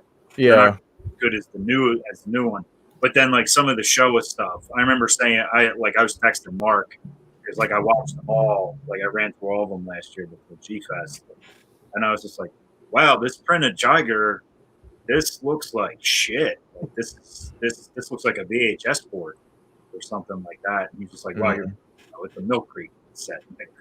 Yeah, I was hoping they would reach out to me. I actually did. I don't know if any of you have or are using it as a coaster any of the Alpha Video Gamera releases, because I provided all the materials for those. Oh, really? Yeah, and the idea behind that was kind of like what we were talking about earlier. You know, to go. You know, I wanted to help them go a little extra mile to. You know, because those things only sold for like $5.99, Right. you know, in the bargain bin. But it was something that was unexpected, and it was fun to read the comments of people who were like, "Oh my God, you know, this film was released in the United States. No one knew that Gamera, you know, Gamera the Invincible. They knew of, you know, the Sandy Frank version, but not the theatrical." So I wish they had reached out, because I could have, you know, done that. In fact, for not Shout Factory, Scorpio releasing, I gave them my entire At the Earth's Core collection. Okay. Yeah, and you know, they acknowledged it in the DVD and then didn't use one stick of it. Well, at least you got the credit. Yeah. Thank you, Mark, for some reason, you know. For some reason. Yeah. That reminds me of my my famous Monsters of Filmland credit. my Attack on Titan artwork that I did. Somebody approached me, Mark, about doing an illustration for Famous Monsters, and they said, "Oh yeah, and we'll print your name in a book." I said, "Great." He's like, "We can't pay you, but it's exposure." I said, "Yeah, sure." This is like 5-6 years ago. So I do it, and apparently the man who I won't name couldn't get the permission from the publisher for my work, but he said, "I'll still put your name in the book." I said, "Sure." So you open it up, and you flip through the article on Attack on Titan, the live-action movie, and it says artwork by John Bellotti Jr., but there's no artwork there. Weren't those the guys that were supposed to like distribute X Plus Godzilla stuff? Is that what happened with that? Was that a fever dream that I had, or was there an announcement for that? I remember talking to him at San Diego last summer because that's where all the X Plus stuff was. Mm-hmm. San Diego Comic-Con. They're way over from everything else. Like in the exhibit hall, like Toho, one of Bluefin's 3 booths, they had like a Godzilla and Monster Art centric booth right next to Toho. Mondo, NECA, Mattel had like a massive wall of like Jurassic Park stuff. Yeah. Hasbro was like up the other way, and everybody, like everything bottlenecked like right there. Like I knew if like I walked in there, I was going to be there just trying to get through the intersection for like an hour. Yeah, and Famous Monsters was by the bathroom, right? But not quite. Well, then Diamond's like a couple blocks away, and then Famous Monsters was even further away from that. Yeah, and it looked like it wasn't a bad booth per se, but it looked like a booth you'd see at Monster Mania. So it was like a fold-out table with like a cloth. Not Like quite. It was like an end cap. There was a bunch of X Plus and Star Race stuff in like it looked like a fish tank with the front piece of glass taken out. That's like where the gigantic was. And some guy, and now I believe Jeremy was there, but I never saw him. Some other guy told me, he's just like, I said, like, you know, I'm an online retailer, and I'd love to carry some of this stuff. I usually carry it. So she's like, oh, we're looking for wholesale accounts, but we don't have any info to give you. I was just like, okay. Here's my business card. I never heard a thing about it. I posted something about it in like the X Plus group on Facebook. I never saw anything from Jeremy. I never saw any follow up. And now Famous Monsters is functionally dead, so far as I know. So just like probably like fell through, and like maybe do they think that was going to be like a saving grace for them, or like maybe like one last ditch effort, maybe kind of thing? I know they were the thing I'd always heard about the guy that kind of took over Famous Monsters the last 10 years or so is he really coveted the Universal Monsters license, but for whatever reason he couldn't afford it. So somehow he decided to go. He pivoted to Godzilla instead. So that's why they did that Shin Godzilla cover. That's why they had like Bob doing all the Godzilla covers and stuff for him. For some reason, they could afford the $50,000 for Godzilla, but I guess Universal, which doesn't make sense to me because now Super 7's doing Universal Monsters stuff. They've been doing it for about 2 years. I thought the Universal stuff was public domain at this point. It's not. No, because you still got to deal with like Lugosi's estate and stuff like that. They own the movies. Universal, they don't own the characters. Like Frankenstein, Dracula. You can make your own mummy movie. Oh, okay. So the characters are public domain. The monsters, yeah, but you can't. But doesn't Universal own the rights to like their version of Dracula, their version of? I was gonna say, Yeah, like you can't do a flat top Frankenstein because they'll get on you about that. But you can do Frankenstein. Right. Yeah, you'll get in trouble for that, but you can make your own Frankenstein movie if you want to. You can make, it's like one of those weird gray. Like everybody associates Karloff with Frankenstein. You think Frankenstein, you think Karloff and the green face paint. So people do like vague likenesses of it and stuff, but they won't take it all the way usually. Yeah, the only place that has been able to really copy that is Fred Gwynn and the Munsters, because that was a Universal property. So It looked Right. like Carl of Frankenstein. But Right. hey, check out Don Gluck's Frankenstein. What about Christopher Lee? Just have that Frankenstein. Wasn't he in Hammer? Wasn't he the Frankenstein monster? He was all the Yeah. I know he was. Yeah, right. No, I want Robert De Niro Frankenstein or Aaron Eckhart. I want to go that route. Stein. Isn't NECA doing stuff now with Universal Monsters? No, Super 7 is Diamond was before that. I thought NECA announced something recently. Oh, if they did, I didn't see it.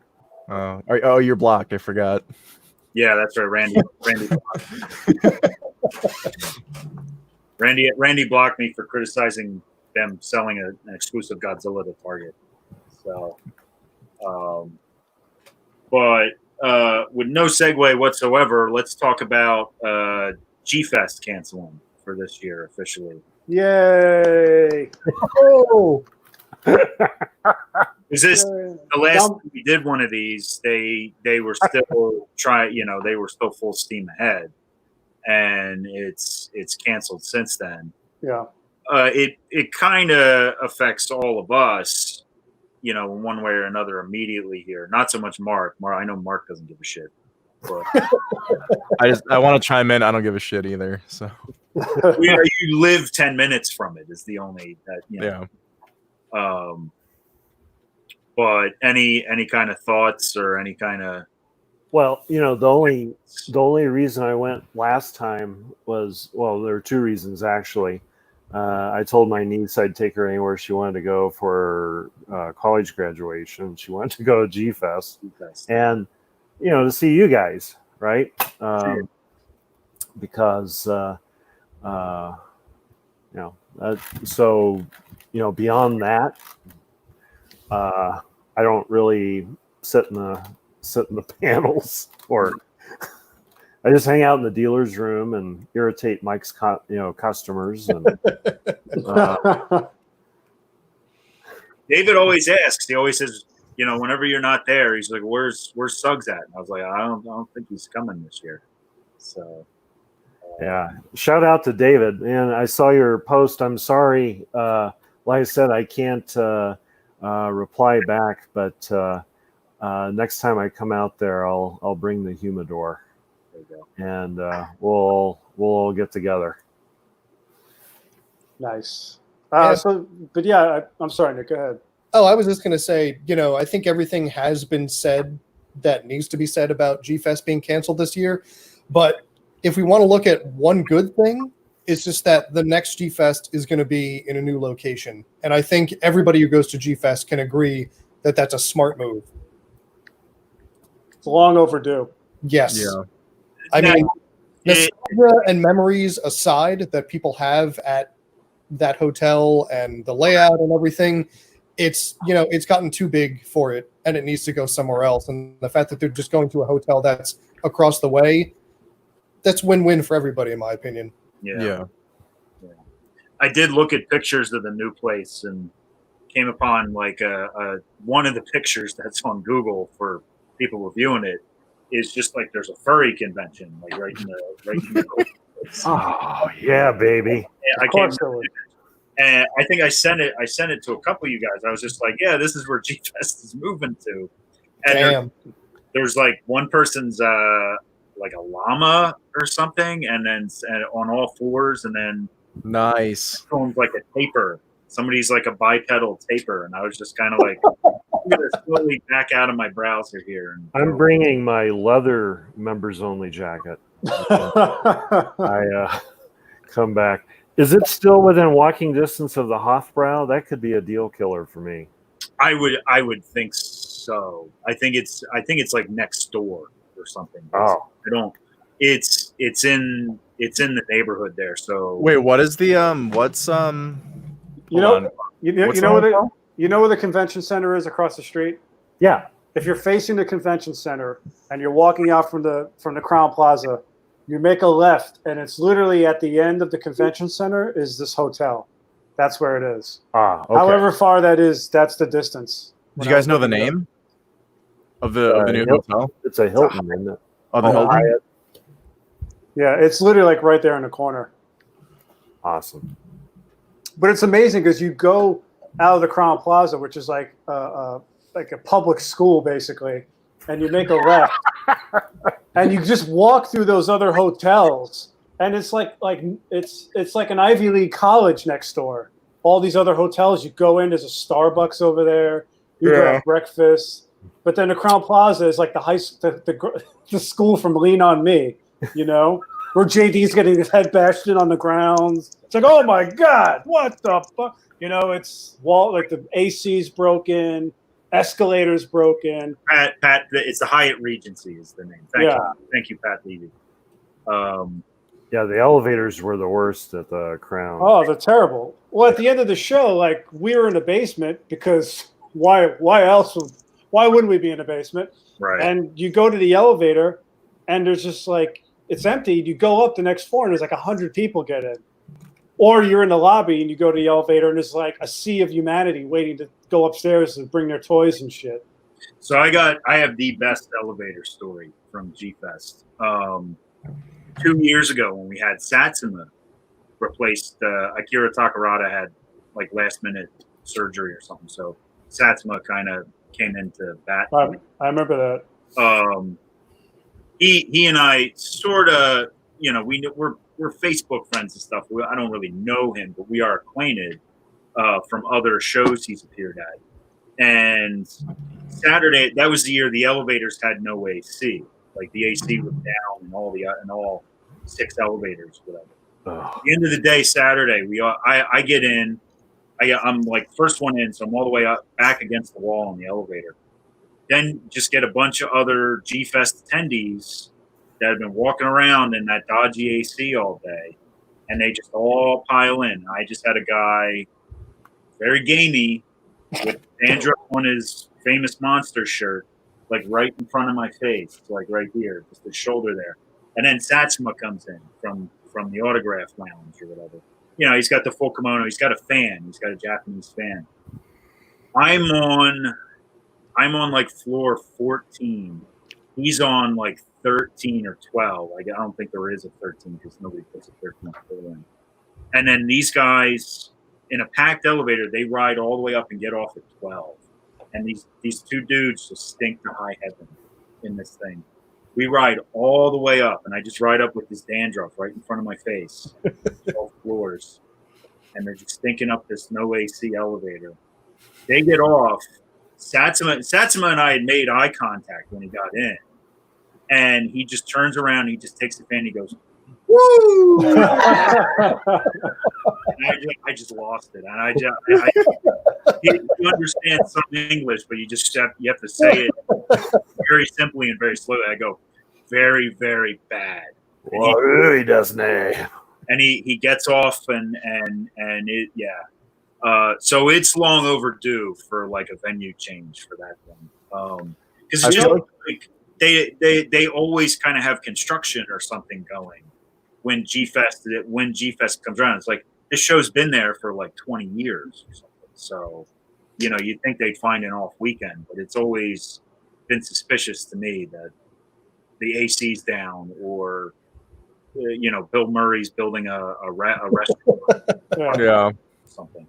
So the first G-Fest I did in 15 to this day is still probably the best one because I didn't know, like I just met you, Michael. I just met you, Nick. I met James Lechner. I didn't meet Alex or Mark, I think, until the next year. Yeah. But I didn't really know the fandom that well, and everything was kind of pure in a way. You had rose-colored glasses on. You didn't see the dark underbelly. Right. Yeah, it was funny, Lenny, because I remember we met Lenny there. Dill Pope came through with his fucking aviators. And I remember just being really happy with how nice people were. I met Dopko and Bumpus and all those guys.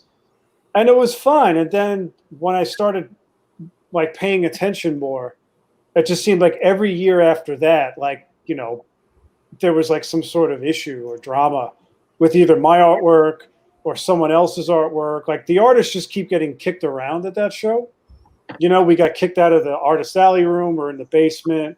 Then we have rules imposed on us. And it was just like, unlike any other show I've ever had to deal with. So while I'm excited that it's going to a big hotel, it's still run by the same people. So it's like putting perfume on a pig, in my opinion. So I've rolled over my money for next year. Unless there's a vaccine, I probably don't see the show even happening next year with the way things are going. I will probably go eventually, but I don't have high hopes for it. Like there's nothing, like they have pounded me into submission with how hopeless it's run. So I'm whatever about it. I'm like, all right, I'll go. And I go for you guys, obviously. Right. Because last year I was going to not do the show. I remember. And yeah, all the artists, we have our group chat, me, Nick, Dope Pub, Gino, Larry, Bill, and Lenny. And we said, look, if we're going to do this, we do it as we either all go together or we don't go together. So we all made the decision, like, let's do it all together. Except for you, yeah. Yeah. I told Nick, I said, don't stay home, do it. He's just like, no. Fuck yeah. Convention. I'm not coming. Personally, it was like the best G-Fest I had. Like in terms of like meeting people. That's why it was the best one.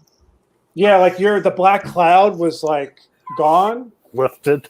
And like sun came through on us and gave us delicious vitamin D as opposed to vitamin N, which takes away, it leaches from our bones.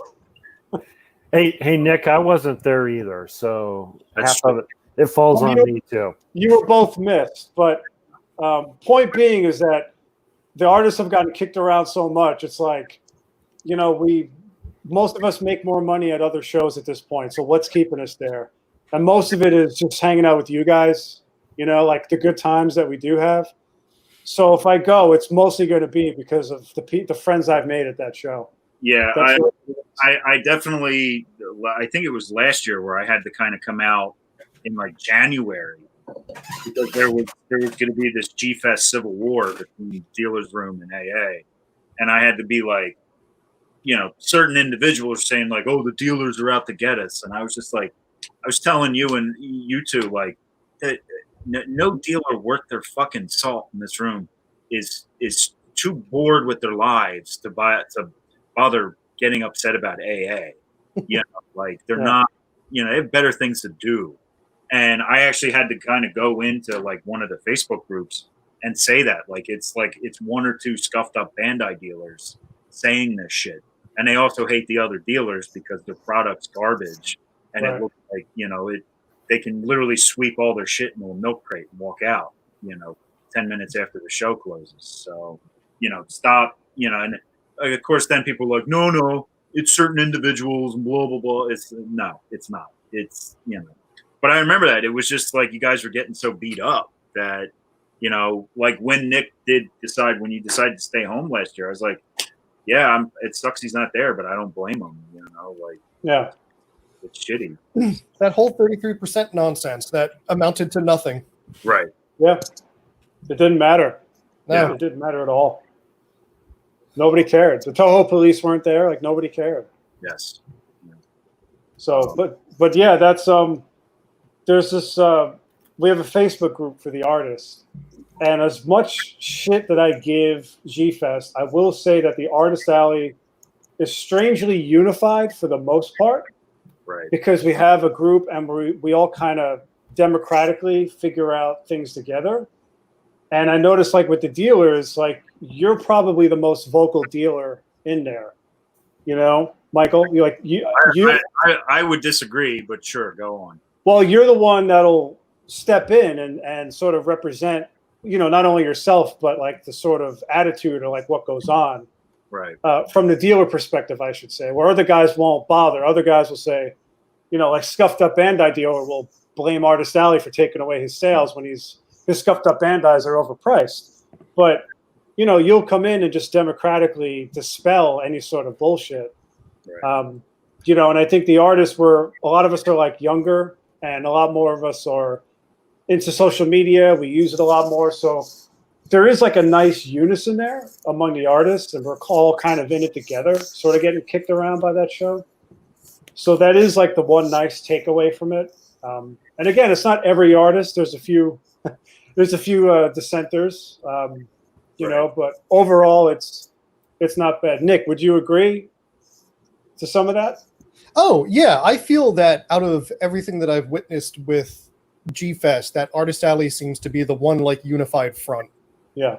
And we're all pretty good dealing with each other, and just, there's no real infighting or backbiting. Like, everybody's there to help each other, either like set up their shit, take it down. Like, we're all pretty supportive. Yeah. I just wish the rest of the show was run that way. Yeah. I know. It makes you wonder. It really does. Yeah, the dealers pretty much all fucking hate each other. So that's not happening. One of you guys, or maybe it was Lenny or somebody suggested like there should be like a dealer's Facebook group, like this, and I just remember one of the emails where a couple of these guys, like the bootleg DVD dealer, likes to hit reply all and bitch about parking passes for the hotel. And I was like, that a group where we all have to talk to each other, that sounds like my own personal hell. I don't think I'd want to go there. And I should say, I am friends or friendly with certain dealers in the room, but it's also kind of like a toy dealer thing. I've noticed this at other conventions too, like at other toy guys, like at Monster Mania or Chiller, are kind of standoffish to a degree. Like I'm friendly with like Paul at a Mock Time out of Long Island, but not too many other toy guys that are like dedicated toy guys like him and I. Him and I can talk and trade and stuff like that, and bitch about Randy at NECA or something. But the other guys, like they do the same shit where they're like, oh, he's coming over here. Don't let him see our precious, like what industry secret am I going to steal from you? You don't have a website, like, like get out of here. But yeah, I think it's good. I'm not, obviously, like, G-Fest is my biggest selling event of the year.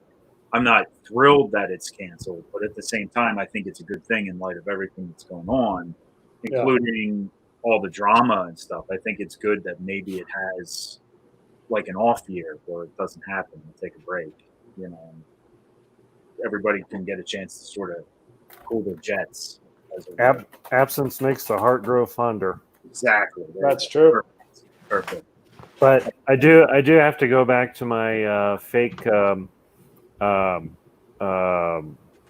announcement by the Crown Plaza that I posted, where they were thrilled to announce for the first time in July that the hotel would not smell like farts and despair.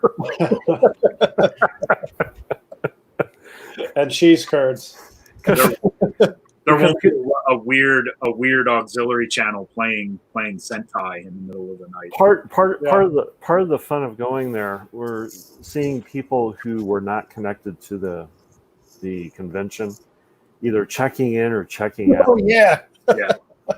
And just the look on their face, it's like, what the fuck is this?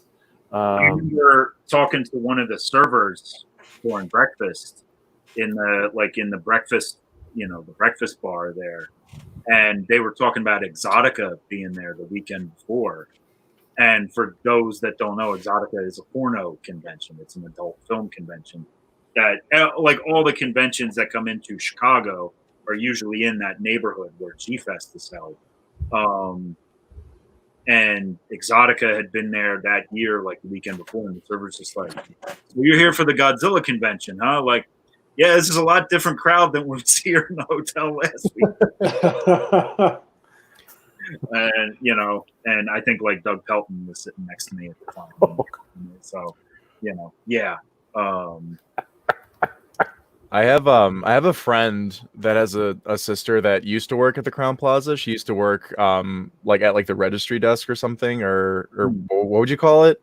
The check-in desk? The front desk. The front desk, yeah. And I never talked to her because she was always like just like swarmed with like people, but I would always see her there and just feel so bad for her because I can only imagine the hell that she has to go through dealing with Godzilla fans. Yeah. It's pretty bad. Yeah.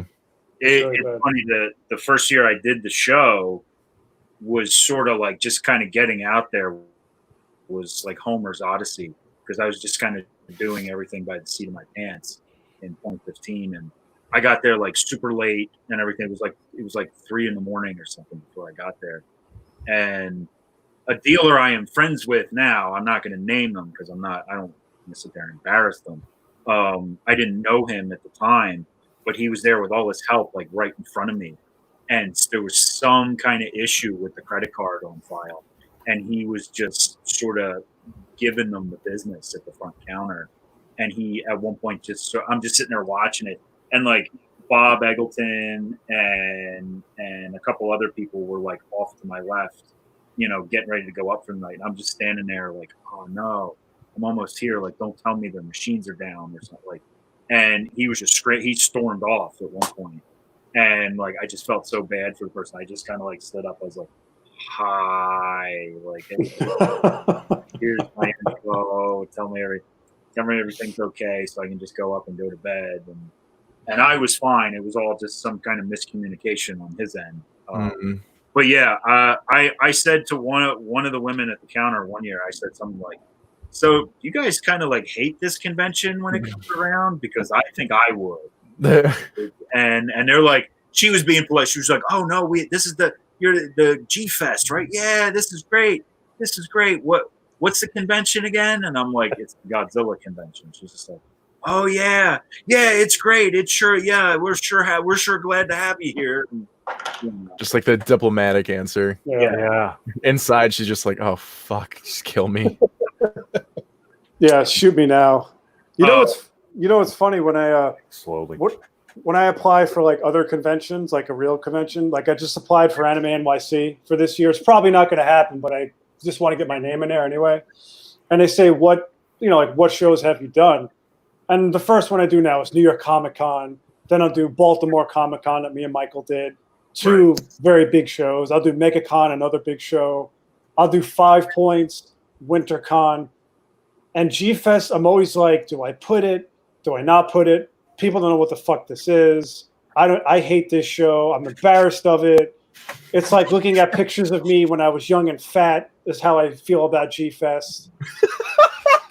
And then I write it down, and I'm like, oh, this looks so bad. I got to go do fucking WonderCon or something else just so I don't have to put G-Fest down anymore. It's just like this indignity that I have, that just G-Fest. That's people fair. Are like, why don't you change it to "and many, many more"? Right. Yeah, there you go. Yeah. Etc. Yeah. No, and all right. All the other big ones I forgot to name. Yeah.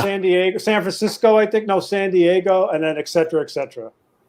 Yeah, it's one of those, like, I have a blast. I see you guys there. I have other customers, Cindy and her family, Lisa and Adam Kyle, just a ton of people I see. I only get to see them at that convention because it's in the middle of the continent. So, that's one, people that don't make it out to the convention. You see people like, well, I wish they would have G-Fest at the end of my driveway in Nebraska. It's like, come on, you got a year, get it together. Yeah. It's one of those places where we're like, we can all, it's like Highlander, like The Gathering. It's all here in Rosemont, Illinois. Yeah. But there is, like, I tell people, like I got a new sales rep at Diamond again this year, the beginning of the year. And like, I knew the guy, but like, I didn't know him that well. So like, having like this awkward first date basically at Toy Fair this year. And he's just like, well, what, you do conventions? Like, what's your big convention? I was like, well, it's G-Fest. And he's like, oh, what? That's the Godzilla convention in Chicago? That's got to be really cool. And I'm like,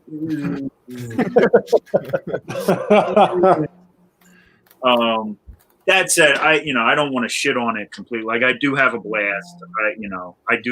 I am friendly with some of the guys on the staff. I know they work with what they have. But yeah, like, I get it. Like, I'll tell people, like, it's, imagine like a Star Trek cookout, in the middle of the day. Like, it's not great, Yeah. Which is funny because the Star Trek convention stereotype was always the thing to make fun of. Right. in pop culture. Like, I found this out recently. I thought there were still Trek conventions around. Apparently, there's not.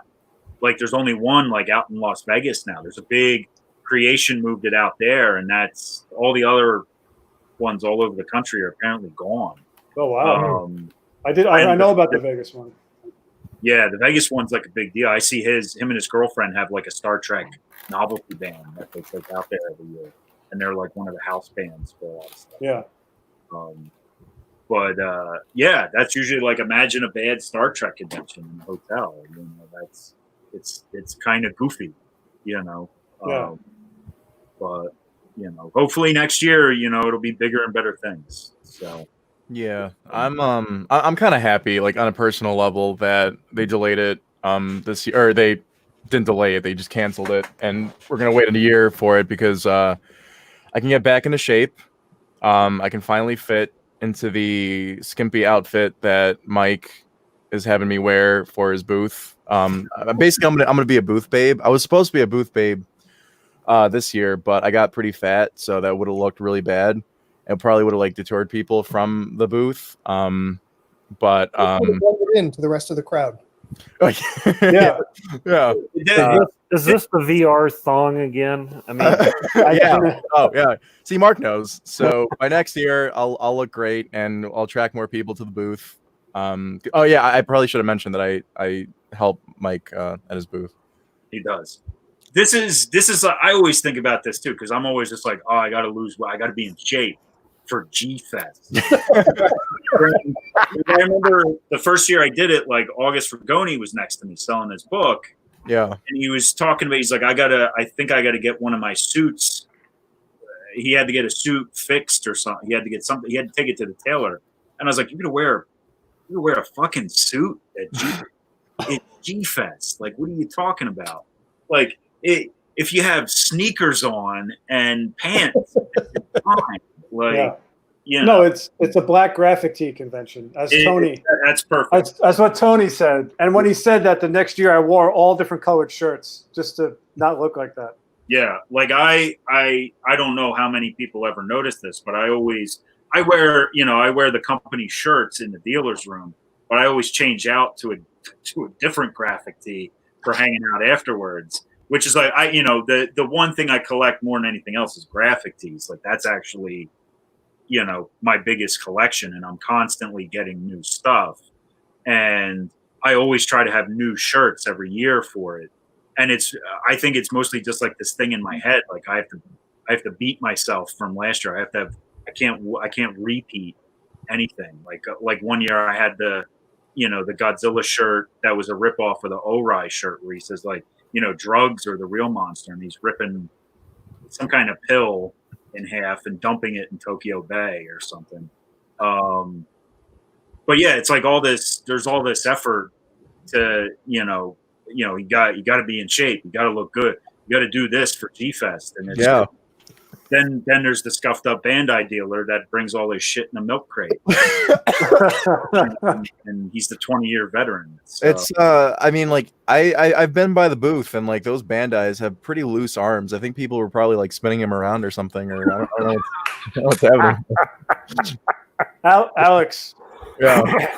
the first time I ever encountered Bandai scuffed up dealer was at a Schiller Theater in 2014 where Nakajima, Satsuma, and Kitagawa were signing autographs. And I went there after like a 12-hour day of work, sat in 2 hours of traffic, and I'm exhausted. And I go into the dealer's room, and I find the one Godzilla table, and it's Bandai scuffed up dealer extraordinaire. Mm-hmm. And he's standing there with a beer, and I'm looking at the black Mechagodzilla Bandai, scuffed up Bandai 75, that Bandai scuffed up dealer selling. And I'm standing there.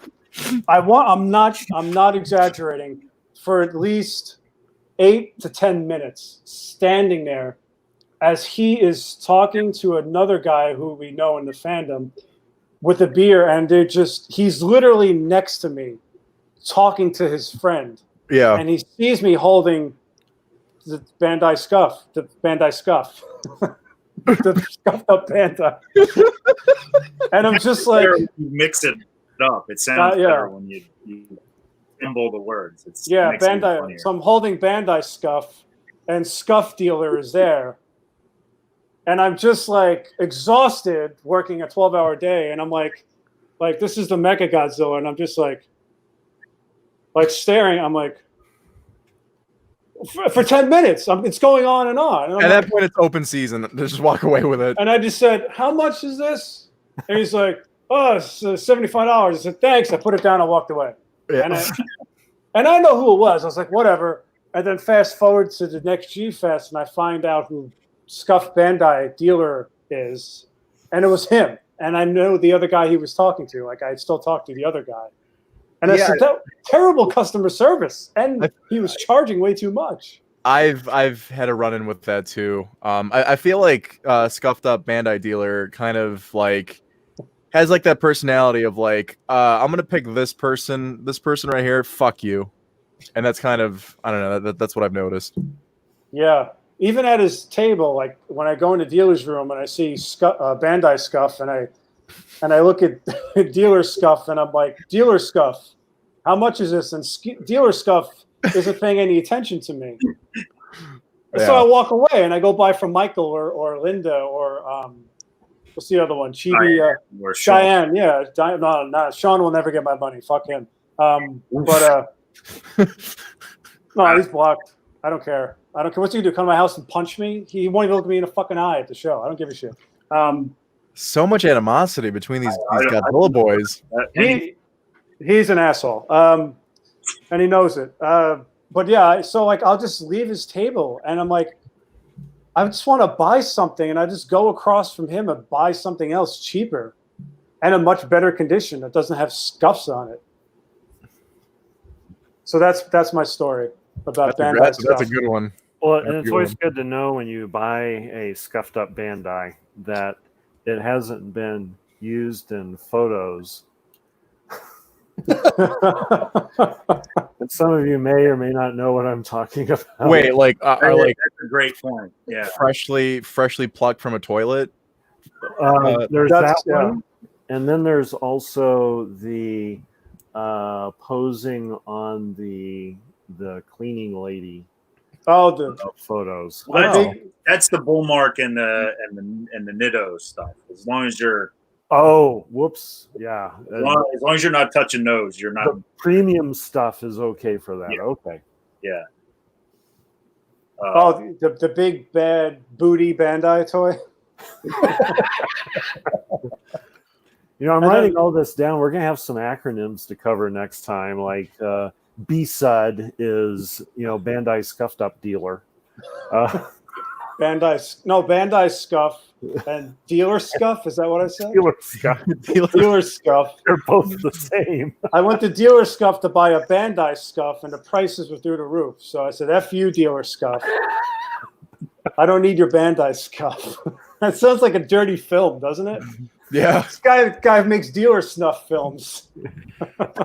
I think the chat's like super delayed. I don't know if it is for anybody else. I'm noticing that. Yeah, it's like David's responding to stuff we talked about. Yeah, 10 minutes or more ago. He brought up Hammer. Yeah, it's weird. I'm seeing it on my end too. So if you guys are like trying to give us questions or anything, don't think we're ignoring you. But on that note, Alex. Yes. Is it the 1-year anniversary of anything you're really passionate about? But maybe like a I don't know, like your parents' wedding anniversary, or maybe a dog, like a puppy's birthday or something. I'm trying to think. Something that matters, something that really matters to you. First credit card. First purchase at Express for Men. What is it? Tell us, please. Let me look at my calendar. Hold on. I feel like something significant happened on this weekend. My first prostate exam exactly a year ago, and that was kind of like when I realized I'm a grown up. I'm a grown man. Woo! was kind of like my initiation for it. No, I was gonna bring it up because I saw Mike has a really cool little sippy cup that he's drinking out of. Purchased from Chris Olio last year for the blood party at G-Fest. Nice. Yeah, that's David's favorite Godzilla. If David's still in the chat, like we're saying, like the responses are kind of delayed, so I might see the response like 10 minutes from now. But yeah, Godzilla King of the Monsters turns a year old. Technically yesterday. Well, they had the premiere earlier in May, like the world premiere. But yesterday was technically like the early screenings for the public. I love that you had to make that annotation in the notes here. What do you mean? Why? No, I got to be thorough. We were talking about something I'm super passionate about, so you got to be no stone left unturned. Yeah, Godzilla King of the Monsters turns a year old, and I decided, as a lot of people were saying, like, oh yeah, wait for the honeymoon period to end with this movie. And that movie, like a year later, became my favorite Godzilla movie, and that never happens. Like, that doesn't happen with like anytime like a new installment of a franchise comes out that I'm a fan of. Like, I'm someone that's really sentimental, and nostalgia plays a big part in things. And for me, my favorite was always a toss up between Ghidorah, the three-headed monster, and Godzilla versus Mechagodzilla 74, because that was the 74 was the first Godzilla that I had ever seen, and so for me that was always the favorite. And then Godzilla King of the Monsters came along, and it came at a point in my life where I was like things were kind of like rock bottom for me. I'm still like kind of crawling out of that spot that I was in, and that movie, like for me, like I feel like a lot of times people try to look at things like they'll try to review movies like objectively, or wait, I always get it mixed up. Is it they try to like treat everything like it's a fact, right? Where right. But like the whole idea of like opinions and like movie reviews, like that is like, you know, like I don't know, like I feel like that can't be looked at objectively, and it's, to me, like I really put like King of the Monsters shot up for me because of it was kind of a moment where it was kind of like a bright spot in a really, you know, crappy moment in my life. And there's a lot of sentimental things regarding it too, where growing up, like I was like I'm a little younger than you guys. Like I'm as old as G Fest is. G Fest actually started it started in '93. And so I was a Godzilla fan growing up, and I was a fan like right away. That was like the first thing I was a huge fan of. So I was into Godzilla when Godzilla '98 was coming out. And I remember even back as a kid, like I saw like I think it was like Empire magazine. Like my dad had shown me like, oh, this is the new, because I was so excited because I heard like there's a new big American Godzilla movie, and like everyone was like making a big deal about it. And I saw what he looked like in the movie, and like I thought my dad was like messing with me. I'm like, that's not Godzilla. Like that, what is this? And as a kid, like when I heard that there was going to be a big Hollywood Godzilla movie, like something like, you know, akin to like Jurassic Park and stuff like that, like I was still pretty young at this time, but like I kind of like I felt that excitement, and my mind was like racing. I'm like, oh, like are they gonna have like Ghidorah and like Rodan and like Mothra? Like I was like imagining my own Godzilla movie back then. And then everyone knows Godzilla '98 came out and was nothing like, you know, anyone really expected and or wanted. And so I feel like, you know, after all these years, like 20 something odd years later, King of the Monsters kind of became the movie that I always wanted and like fantasized about when I was a kid. When I was a kid and I would draw Godzilla, I would always draw like the army kind of like backing him up and kind of like not fighting him, but fighting with him.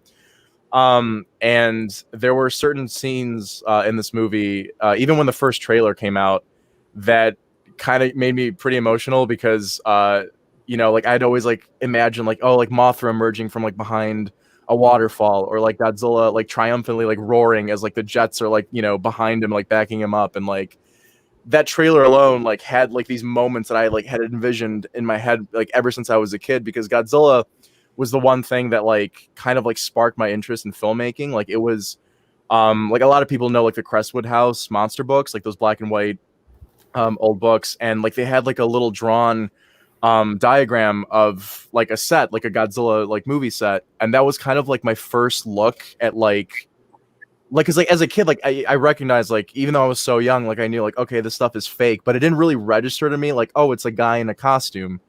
And so like I saw that, you know, little diagram in that book, and that like my imagination just like ran wild with that. And so like Godzilla was like the thing that kind of like, you know, I always say this, and I always say that this is like really, it sounds really stupid when I say it, but like Godzilla is the thing that made me who I am today. In terms of like all the art stuff that I do, like it kind of like stemmed from all of that.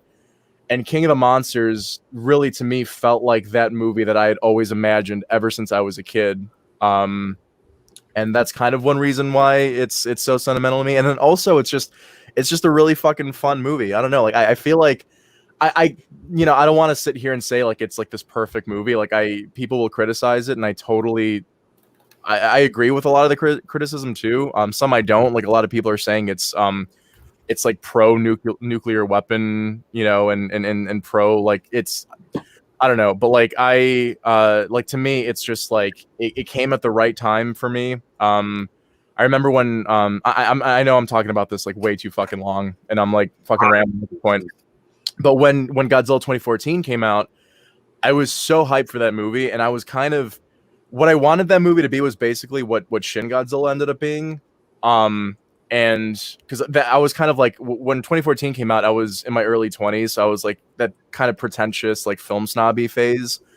And when 2014 came out, I was kind of disappointed because I was like, oh, you know, like I was expecting like, you know, you look at like the Comic-Con trailer for that, like with like the quote, like was it did they use the Oppenheimer quote in that?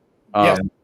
Yeah, and like I was expecting like something like kind of akin to like basically like a modern day like Godzilla 54, and it turned out to be something completely different that I didn't realize I wanted at the time, but I actually, you know, I really warmed up to that movie.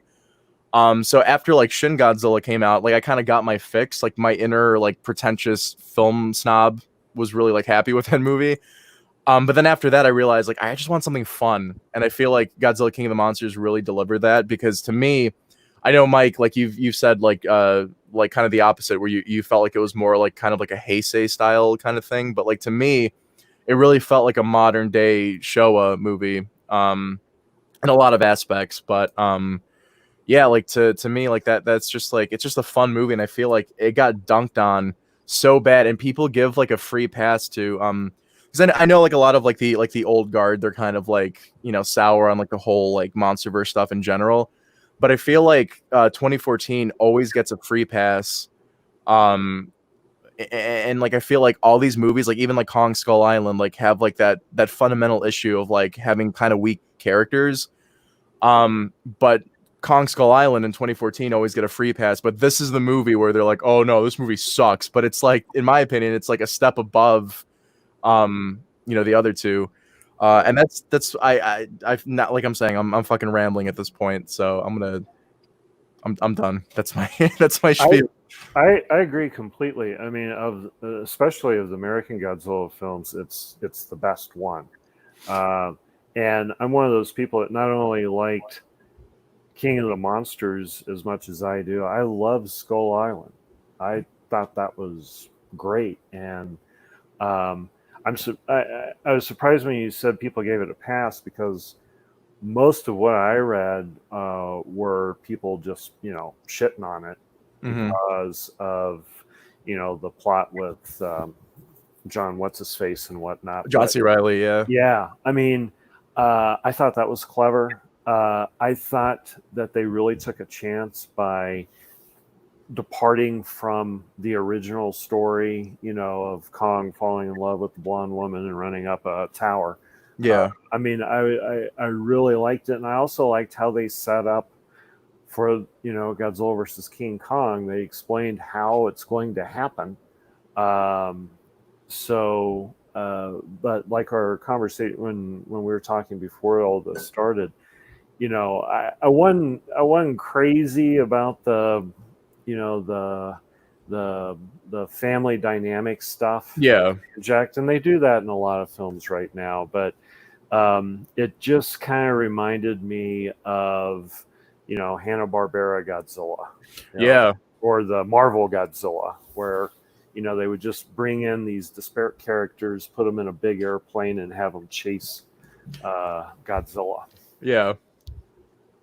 My thing with the MonsterVerse films, for those, Mark and Alex, you guys might not know, but I'm a huge martial arts movie fan, like Bruce Lee, Jackie Chan, and the MonsterVerse films, to me, I know, like Godzilla with the jets behind him and the ships next to him. That's something I've always wanted to see too, like them just supporting him, which I thought was cool. Yeah. But the MonsterVerse films are like Jackie Chan movies, whereas you watch them and you're just like, the story is whatever, and you're just waiting for the fight scenes to come on, and then you just fast forward to those. Like, I never hated the monster stuff. Like, even Skull Island, like, there's way too many characters in that movie to get attached to anyone. Yeah. Except for John C. Reilly. Like, you forget that half those actors are in the movie half the time. Right. But all the monster stuff is good in those movies. It's just everything else. And the way, like, the Gamera trilogy hit me in the 90s, because I was kind of out of this stuff. Like, I was always into it. But, like, they weren't making any more Godzilla movies. And I was like, Gamera, who wants Gamera, Because a friend of mine was like, you should watch the new Gamera movies. And I said, nah, I don't. I watched the Sandy Frank ones. I'm okay. So I picked up Gamera 2, and to this day, it's still my favorite monster movie of all time. Nice. And then when I watched the whole trilogy, they did something in those movies that they took the tropes, they took the concept, and they went further with it than I ever thought they could. Like, they gave me something completely new while also being true to its source, the source material. Yeah. And also honoring what came before it. Whereas the MonsterVerse films, even though they have, like, multi-million-dollar budgets, effects that, like, you would cry to have when you were a kid, like a real film score, real actors and actresses. I just feel like they I know, like, they did the Hollow Earth thing and that concept in Godzilla's Lair, but they did Godzilla's Lair in Zone Fighter, or on Monster Island. I just don't feel like they went as far with it. Like, they know what the monster movies mean to people, and I felt like they just made, like, a 70s era Godzilla movie with King of the Monsters.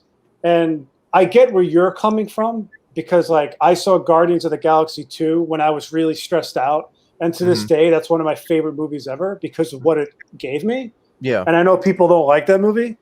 I just wish the MonsterVerse sort of said, okay, we know what we are. We're going to give you that, but we're going to do something completely different with it as well. Yeah.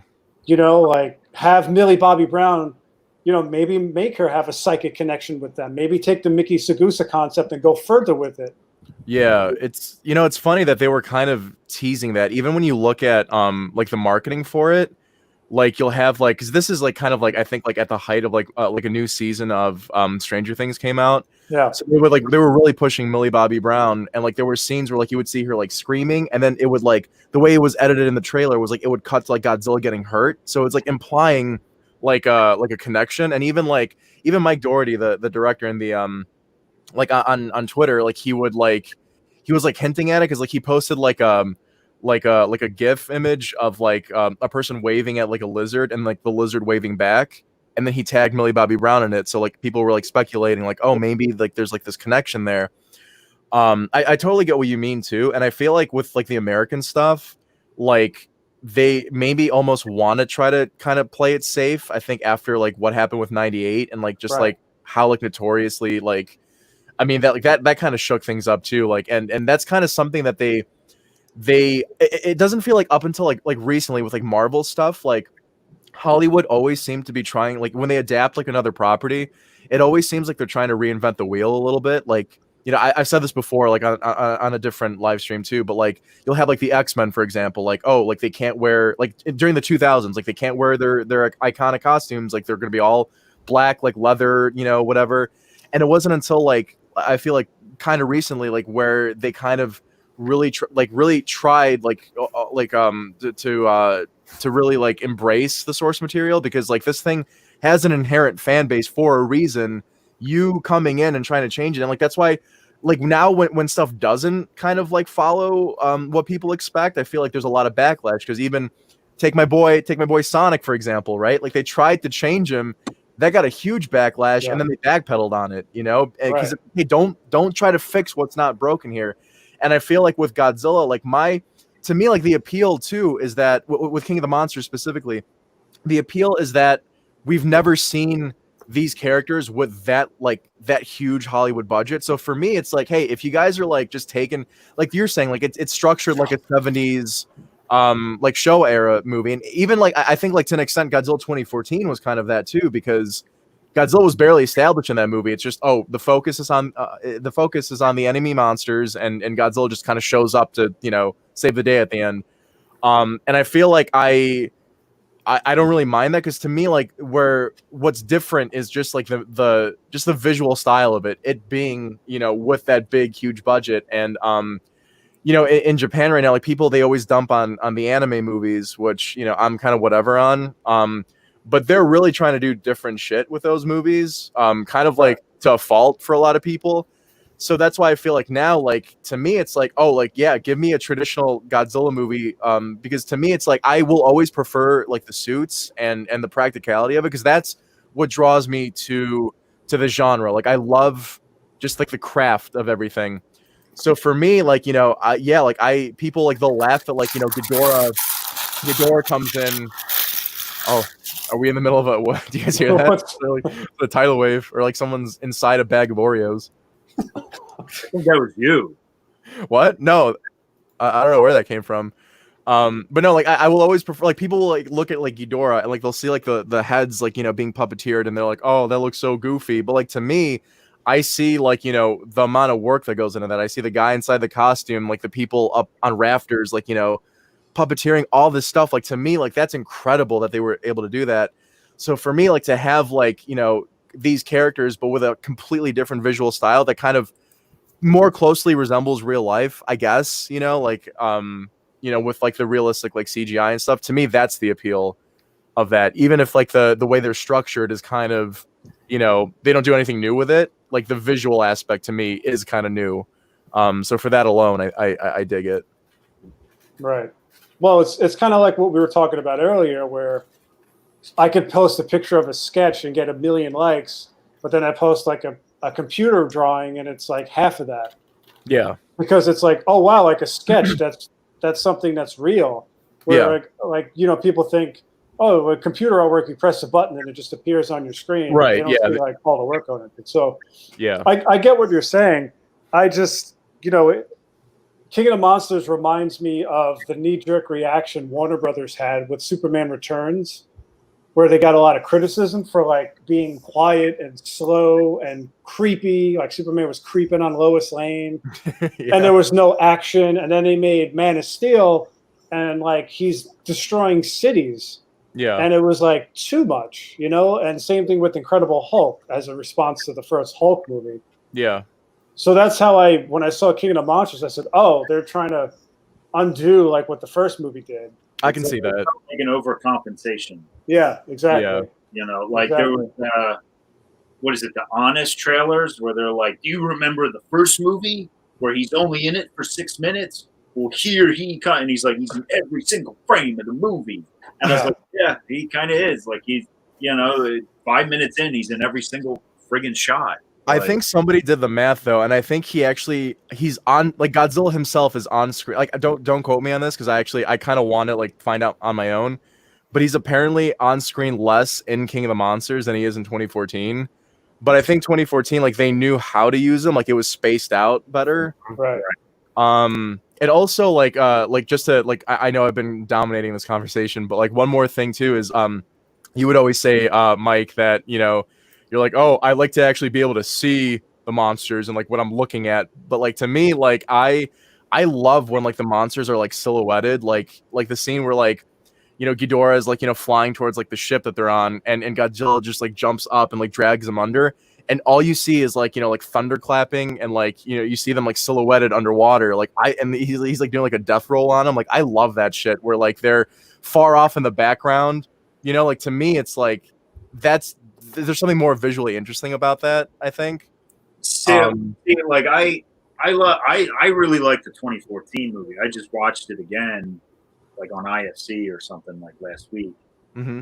Terrified to watch it because was one of like I liked the first Transformers movie, and then like I saw the second one, I was just like, wow, this is fucking bug fuck nuts. I don't think I can watch that. This is so bad it stinks up the original movie. Yeah. That didn't. I actually had more of an appreciation for 2014 in that, like, I thought Edwards, he's doing a lot of stuff. Like, I liked how he played with like the scale of the monsters in it and stuff. Yeah. Whereas like I was super like I remember I think I told all you guys like I was so excited when Dougherty got announced as the new director. So I was like, oh, I love Trick or Treat. I really like Krampus and stuff. He's got like a Joe Dante vibe going on. Like Yeah. Joe Dante. And then like I remember sitting in the theater and just being bored to tears with the movie. And part of it, like to your point, like I just thought like I think I said to you is like I feel like I'm watching a video game on Sega CD. Like Yeah. the graphics, like everything's covered in snow or rain or it's in water. Yeah.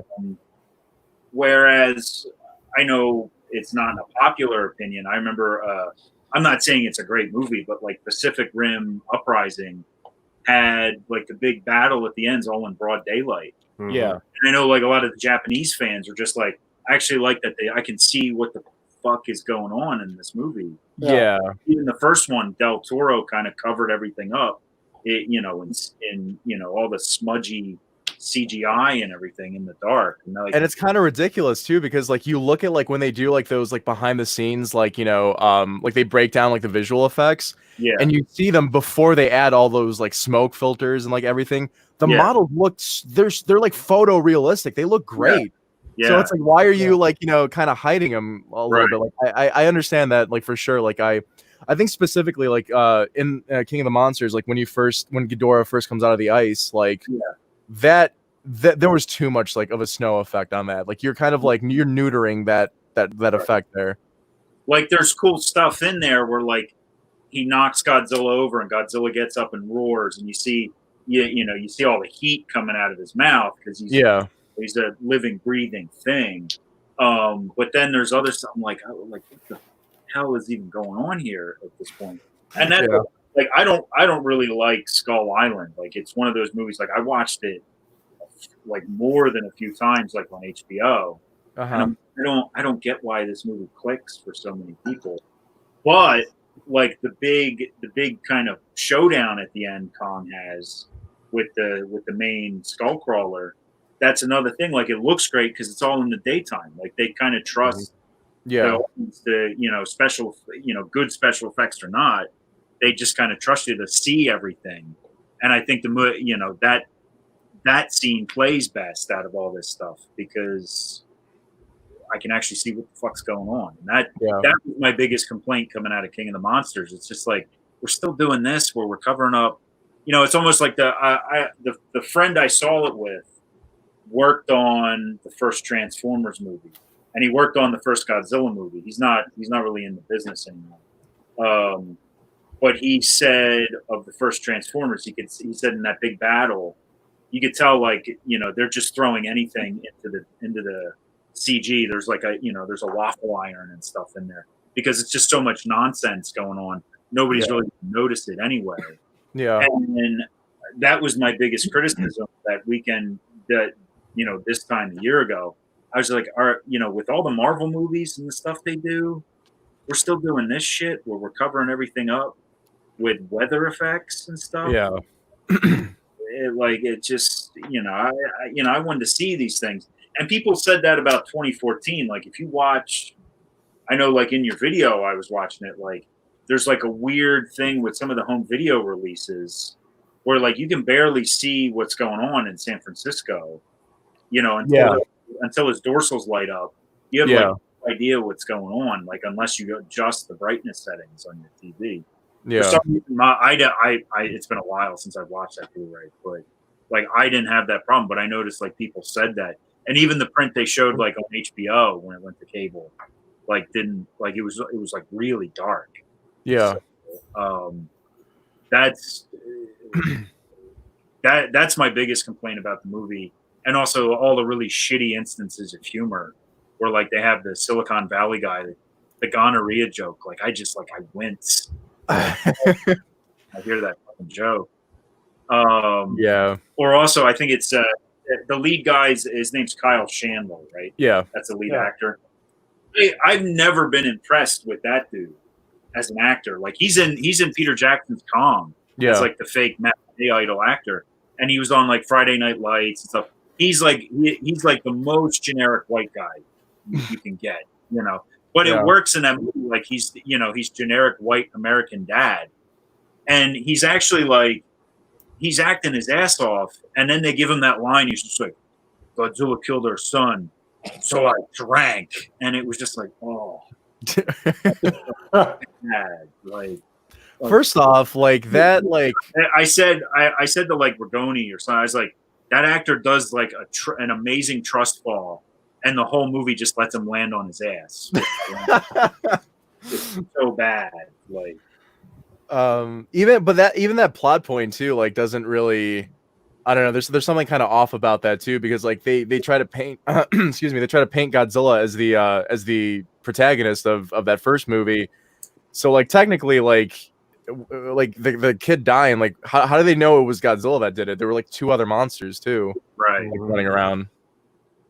When I saw 2014, I sat there and I watched this movie, and I think it's the better of the two, but I'm not a big fan of it.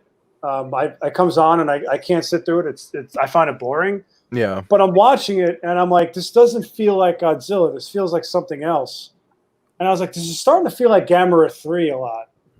Yeah. And I noticed there's like a big like Gamera sort of like, even Kyle Chandler, his character is like Ayana in Gamera 3, where he's got some sort of grudge with Godzilla the same way Ayana did. Yeah. It's the most expensive remake of the Heisei Gamera films we'll ever see. I mean, it's true. That is exactly how I felt walking out of that film. It's like, this is Gamera 1 and 3. Yeah. Yeah. Pretty much. But then there was that really fun Gamera proof of concept trailer that was at New York Comic Con back in 14 or 15. Yeah. And it looked like a big budget version of the end of Gamera 3, but there was so much going on in that trailer. There was so much story, and it was like this bleak. It reminded me of that movie Reign of Fire, where the dragons just destroy everything. But it was the Gauss, and it was this one lone monster trying to fight him off. And I said, that now they're taking the best of the Heisei trilogy and trying to expand that, and I'm like, I want to see where that story goes, because they had the little kid, like looking at Gamera, and the way they told that story, I was like, I want to see more of that. Right. And I think they just sort of missed a lot of opportunity with the legendary films. We're friends with an artist named Larry Quatch. He does concept illustration and in the entertainment business. And he worked on the first Godzilla movie, the 14 movie. And he said all throughout that process, and Nick, you could jump in if there's something I'm messing up, but he saw the original concept for that movie, and he said that it was like a joke, like it wasn't serious. And he said he was like suggesting things to them. He was like, you have to make Godzilla fight something in this movie. And he said it was all over the place. Like the tone was all over the place. And then Michael, I think you were telling me about your friend's experience on set, where nobody really knew like what they were doing. Like it was kind of all over the place. There, as I understand it, and now the first one did like $1 billion worldwide. So this stuff sort of all got swept under the rug. But there was a very sort of schizophrenic, plan with that movie, where they didn't know if they wanted to make it more like the 54 film, or if it was going to be more of some kind of franchise starter. And I think that's what kind of throws a lot of people off with it. It's got kind of both of those things sort of happening. And he kind of said, he's he's like, I worked on it. I'm not thrilled with it. He's like, I don't think you're gonna like it. And I actually ended up really liking it, but he was just like, I know they want to bring some of the other characters in, and they want to turn it into like a superhero franchise, basically. Yeah. But originally, like Edwards wanted to make it closer in tone to like, sort of like a horror movie and stuff. And that was like people were seeing like sizzle reels of it in like January or February at like the American Film Market of 2014, and saying like, wow, like this looks like it looks dark and it looks foreboding, and it's it's Godzilla just trashing San Francisco and there's people dead everywhere. And then the movie came out, and it was it felt like Terror of Mechagodzilla or something like 2 against 1 fight, and he's the monster sheriff, and basically I think Alex brought it up earlier. I love the preliminary trailer for 2014. Oh yeah. That and my expectations were at that level when I walked into the theater. Yeah, same. But yeah, I remember the girl I was seeing at the time. Like we went to like a midnight screening, like 3D IMAX, proper. I was just like, no, we're going to the King of Prussia Mall. We're going to the real IMAX. And he was just like, well, like, what happened when you saw that other movie in the 90s? I was like, that was like one of the worst nights of my teenage life. She's like, well, what happens if this movie really sucks? And I was like, you might be in for a bad night. It might be a regular night. You're going to be like my friends when the Eagles lose. Their wives are going to be like, well, this sets the tone for the rest of my week. And I remember thinking like this, I had a blast. So I don't think it's one of the best. I know some people were like, oh, it's one of the 10 best. And I was like, all right, calm down. Like Aaron Taylor Johnson is not a bad actor, but he's not great in that movie. Yeah. He's a Mary Sue in that movie. He's just kind of there. Yeah. And the same thing, the one Olsen girl, like she was coming off like a lot of critical acclaim, and that's a terrible character for her. Like, yeah. I forgot she was in it. Like towards the end, like that's like the whole point is like he's trying to get to her, and like when they get reunited, I was like, oh yeah, she's a character.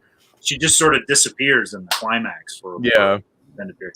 There's that one scene, I was just even watching it like last week on IFC, where he calls her and she's like, Ford, are you okay? And he's like are you okay? Are you all right? What are you doing? Are you okay? And I want to be like, bitch, shut up and let the man talk. Like it's just such, it's not a good part for her.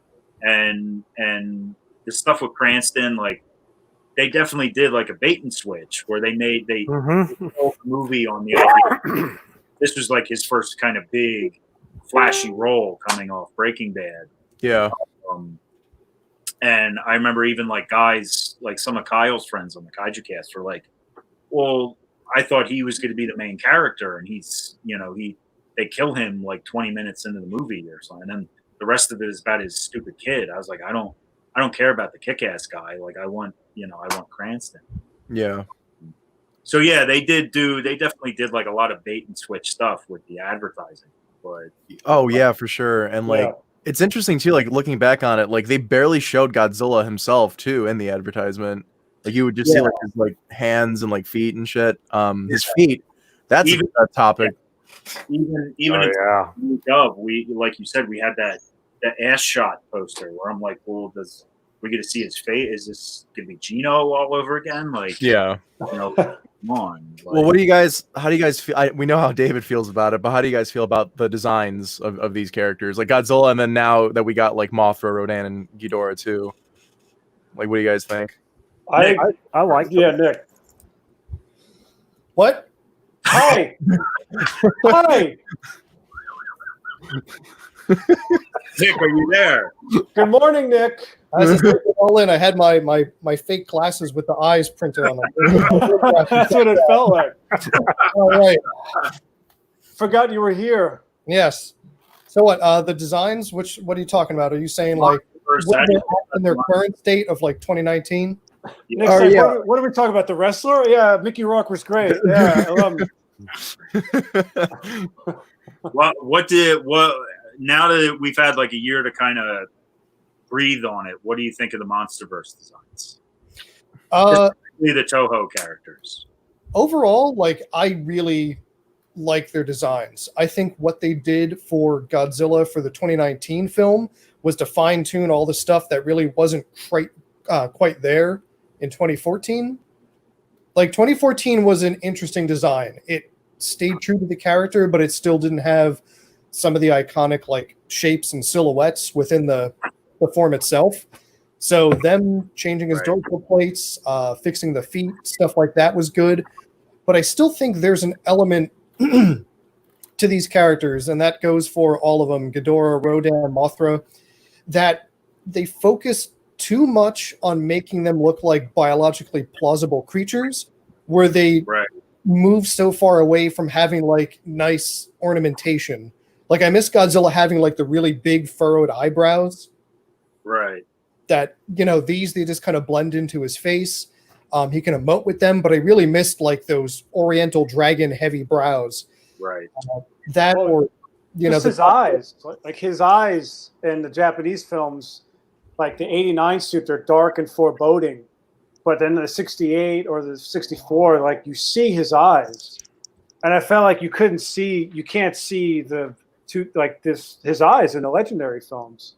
Yeah, which is another thing. I think they went to that more biologically plausible, because like generally I think the rule of thumb is in nature, like the larger you are, your eyes really don't need to get larger because you're not constantly looking out for threats. Yeah. Right. So for something like Godzilla, it would make sense for his eyes to be hard to see, but then when you're also trying to design a fictional character that's also going to emote, you're going to want to have people to see those eyes. Right.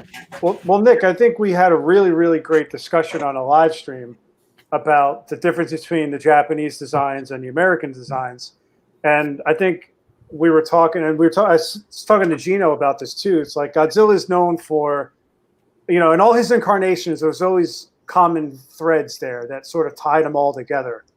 And there's the character of Godzilla, which we know is a fictional creature. And just because they want to be true to nature doesn't mean they still have to look 100% realistic. Yeah. Because a human being, do we really look like we belong in nature, like a naked human being running around the woods, compared to like a gazelle? Right. You know, if you saw a naked human, we do not belong in the woods at all. Like, it just looks weird. Yeah. So, so with that idea in mind, like, I just feel like I like the Rodan.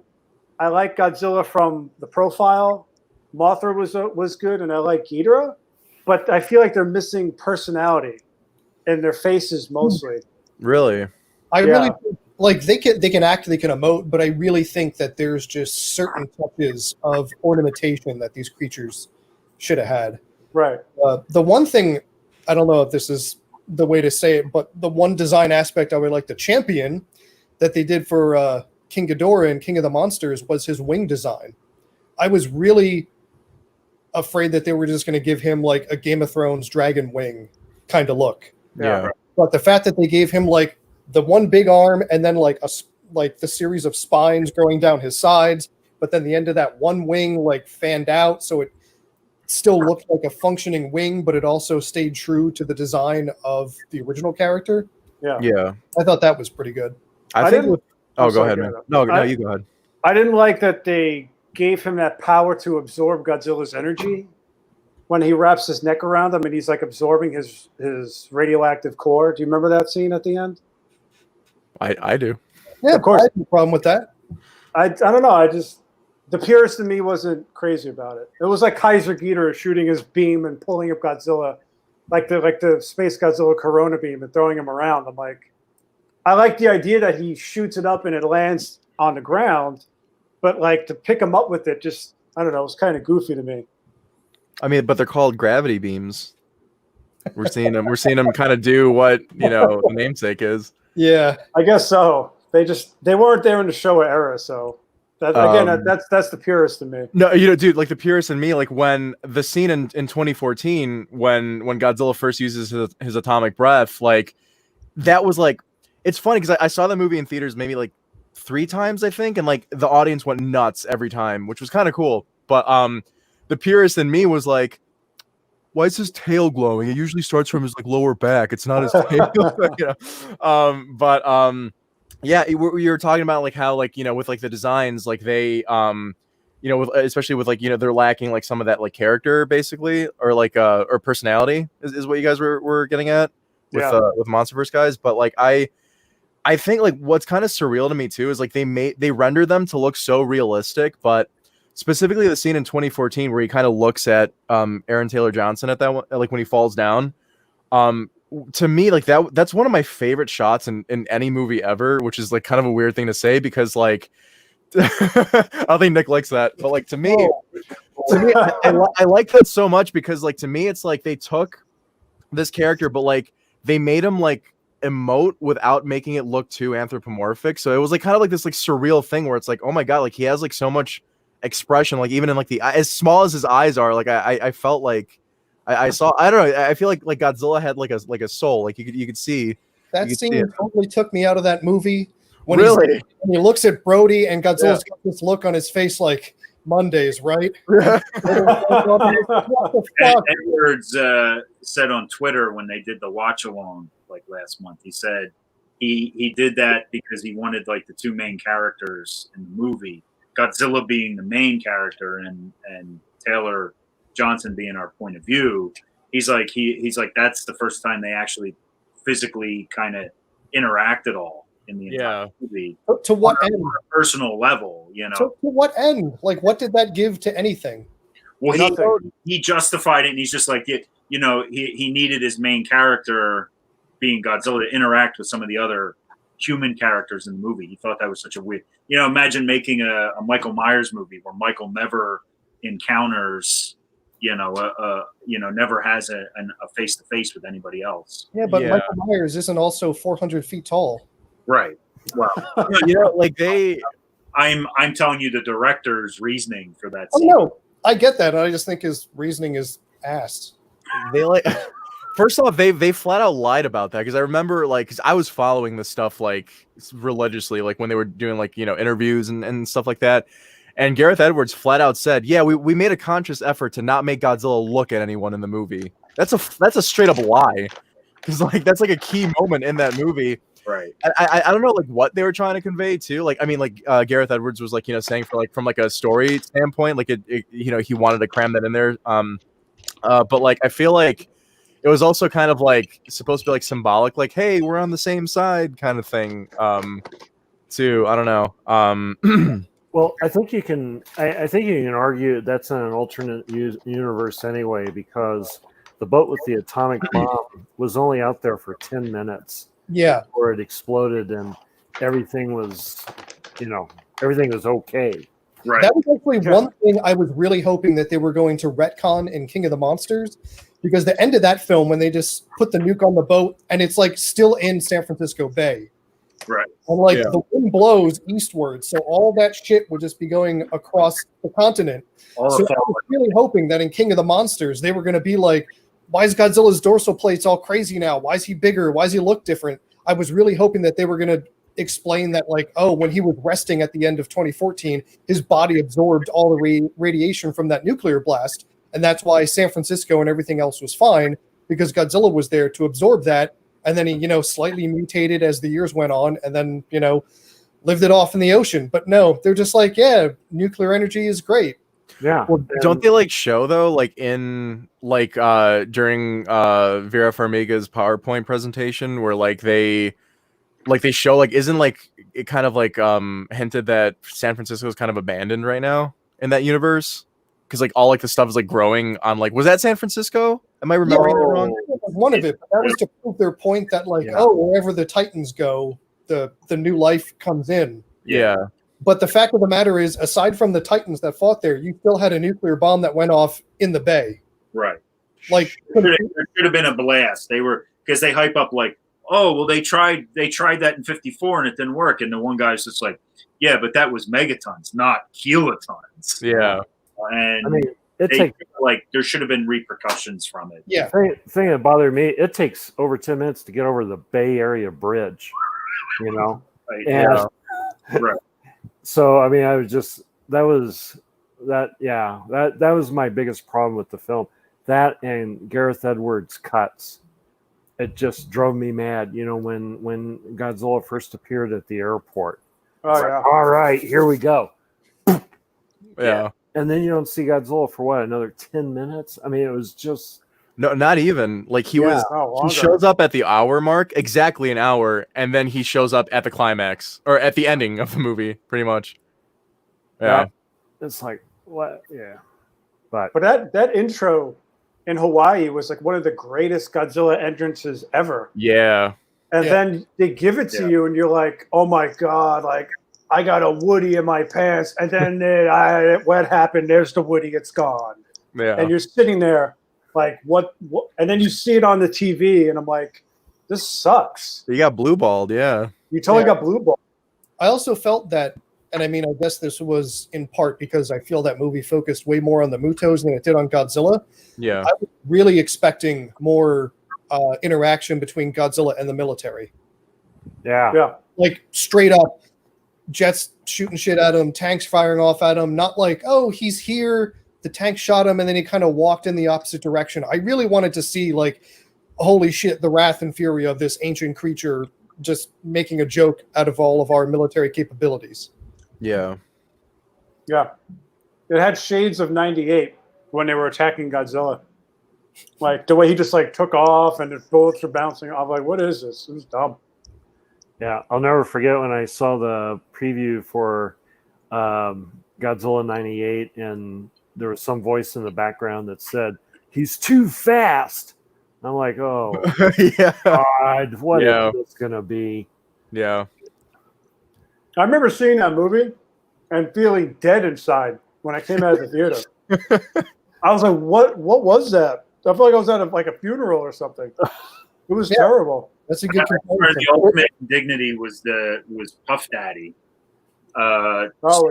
sampling Cashmere Yeah. to do another terrible Puff Daddy song.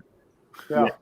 And you know, when everybody was like, he's killing rock and roll, look at it, rock's dead, Nirvana's dead, everybody's into rap music now, and then on a Godzilla movie.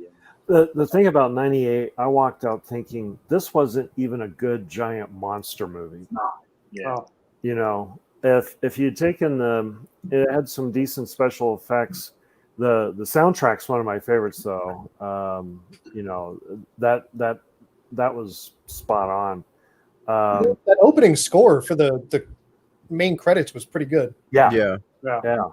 But you know, if you take the best scene, you know, the best special effects scenes and insert them into a copy of the giant claw, you have a better film. As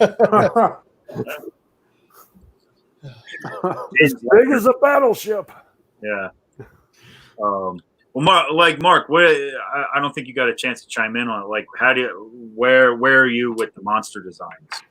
You know, I overall I like them. What I look for is evolution, because and I'll give you a great example. I'm a Mechagodzilla snob. I hate the 90s Mechagodzilla. I call it Mecha Pink Panther. I mean, I would say it looks like a Taurus SHO. Yeah. I mean, MG and MG2 are my absolute favorites. They did a better job with Godzilla X Mechagodzilla. I like, or what's his name? Kiryu. Yeah. So that design was more of an evolution from the original Mechagodzilla. Right. And that's what I liked about the design for Ghidra and Mothra. I didn't like that they made Mothra smaller. Right. I think they should have left her at her size. But I kind of like that they, Mike, you and I were laughing about, Trend Masters when they were making Godzilla toys, they dropped Mothra out of the line because they said, 10-year-old boys don't want to play with a giant moth. They want to play with a dinosaur or right. Godzilla or whatever. So they dropped it out of the line. So with that in mind, they made Mothra a little bit more aggressive looking. Yeah. And I was okay with that. I mean, I liked the how she had the front legs. That her only power wasn't to fly around and drop powder on everything. It was a little more, a little meatier. Yeah. But then they fell on the, Mothra gives her life for Godzilla trope. But Right. aside from that, and then the Godzilla design itself, I like it. Funny thing is, I didn't even notice the feet until I started reading posts about it, and then I'm like, okay, yeah, I'm outraged. I don't know what it is. Every fandom that I'm a part of, like Godzilla, fucking Sonic, like everyone obsesses over the character's feet. I do not understand. It's always with the feet. It's honestly, I feel like that one, I think it's ridiculous, but I felt that was a more sound complaint than when everybody came out and be like, oh, Godzilla's so fat. Yeah. Have you not seen any Godzilla design? Have you not seen King Kong versus Godzilla? Exactly. Like, look what happened when they made Godzilla skinny, and look where that got us. Yeah. I never understood that complaint. I had someone at work, No. like when they were promoting that movie, I walked by his office. He was like, hey, because he knew I was a big Godzilla fan. He's like, oh, did you see this article? People are saying Godzilla's fat. What do you think about that? I'm just like, I don't fucking know. It's how he always was. Like, what was Die Hard is a Christmas movie. Have a nice day. and you know what? I think the fact that they made him a little fatter than he had to be was a finger to Isaac Asimov, who hated Godzilla, bitched about there's no way on Earth Godzilla could exist, right? Because he's too big. How do you counteract that? Well, if you look at Godzilla's silhouette, it looks like it was shaped by gravity pulling him down. That's why he's got the little tiny head and the badonk butt. And it worked for me. I thought, and plus over Gino. Oh geez, yeah. I am. I'm curious to see, Mark, what you're gonna think, because you were saying like how you feel about Mechagodzilla. I'm curious when Godzilla versus Kong comes out, what you're gonna think of him in that movie, because like I have you seen the Spielberg movie Ready Player One? I have. What did you think of that Mechagodzilla in that movie? I think my surprise was greater than my like. You know what I mean, it's like, holy shit. Yeah. It looks like a Hanna-Barbera Mechagodzilla. Yeah. Like it looks like something Hanna-Barbera would design. Yeah, but I mean, the nerd in me is like, oh, cool. Yeah. But it's a trap though. Yeah, it's a morning after. I mean, it's like waking up the next morning from the disco. Yeah, because I mean, they got you with like the Akira Fukube theme like kicks in. It's like, oh my god. Yeah. It's a great Mechagodzilla, Mark. The Orai poster version from the Heisei era, because I like that one. That's gorgeous because it has the face of the 75, and it has like the transforming, like it was like the concept, right? It was like a transforming robot, and it's amazing that that's the official poster. It looks nothing like the final product. Yeah. Which is a staple of all the Heisei era posters. They're gorgeous. Orai, as Michael knows, is one of my favorite posters of all time, poster artist. But that Mechagodzilla, I wish they made that where he's got those big like rocket hands. Yeah, and he was like a transformer. That would have been so fucking cool to see. And the enormous cartoon teeth. He kind of looked like that in the I mean, like the Ready Player One had like the tubes coming from the hands. And, like he had like those like the hands, mainly in the hands. Yeah. The hands and he has the teeth a little bit too. Yeah. But the one that eventually came out, it was just too anime for me. They just it's like, oh wow, this is great. Let's shave everything off and make it smooth like a Datsun B210. And so, but I hope that answers your question. But yeah, that's kind of, I do like the evolution. They're taking, especially with Ghidra, that was the one I was most worried about. Yeah. And to your guys' points about his wings, bravo, they did a really good job with that. I like the one thing I like that I know a lot of other people don't. I liked how he had some control of the weather so that he could hide himself. Yeah. That was I thought that was cool. really cool. Yeah. I thought that was a cool touch in the fact of like this thing is an alien life form, so it reacts to our environment differently. But I didn't like how that was used to them have smoke and rain effects over everything. Yeah. I thought it was atmospheric and looked cool. But no, I think first off, like you're bringing that up, Nick. I think it's really cool that like they actually kept his origin, because that was my big concern. I was like, oh, is he just gonna be just a random like thing that just showed up from the ice? But like the fact that they did that, to me, like one thing that I really like about that too is that like these movies almost feel like that natural progression that the Toho movies had, where like you had Godzilla 54 and then they got more fantastical as they went on, and I feel like this movie kind of like echoes that a little bit, and I really like that. Like seeing that done, because like I feel like you hear a lot of people say too, like Godzilla is just so inherently Japanese, so it's like with the American stuff it's like don't bother, but I really feel like they really honored a lot of like the tradition and stuff like that with King of the Monsters. I don't know. And yet Rodan doesn't have his roar. Yeah, that's weird. That is weird. Yeah. That drove me nuts. He has, next to Godzilla, he has in the Toho, menagerie, he has the most distinctive roar. Yeah. Instead, he That's sounds one of the most overused once they got to the Heisei films. Right. Yeah. Yeah. What I didn't get is that Godzilla and Mothra had their original theme songs, but Ghidorah and Rodan didn't. And that really bugged me. And same thing with the roars, too. That's weird. But I will say the original Rodan theme that Bear McCreary did is super cool. I love that theme. That's I don't even know if I can call that a theme. It was more like just for that awakening sequence, but that like 9-minute long song, that sounds great.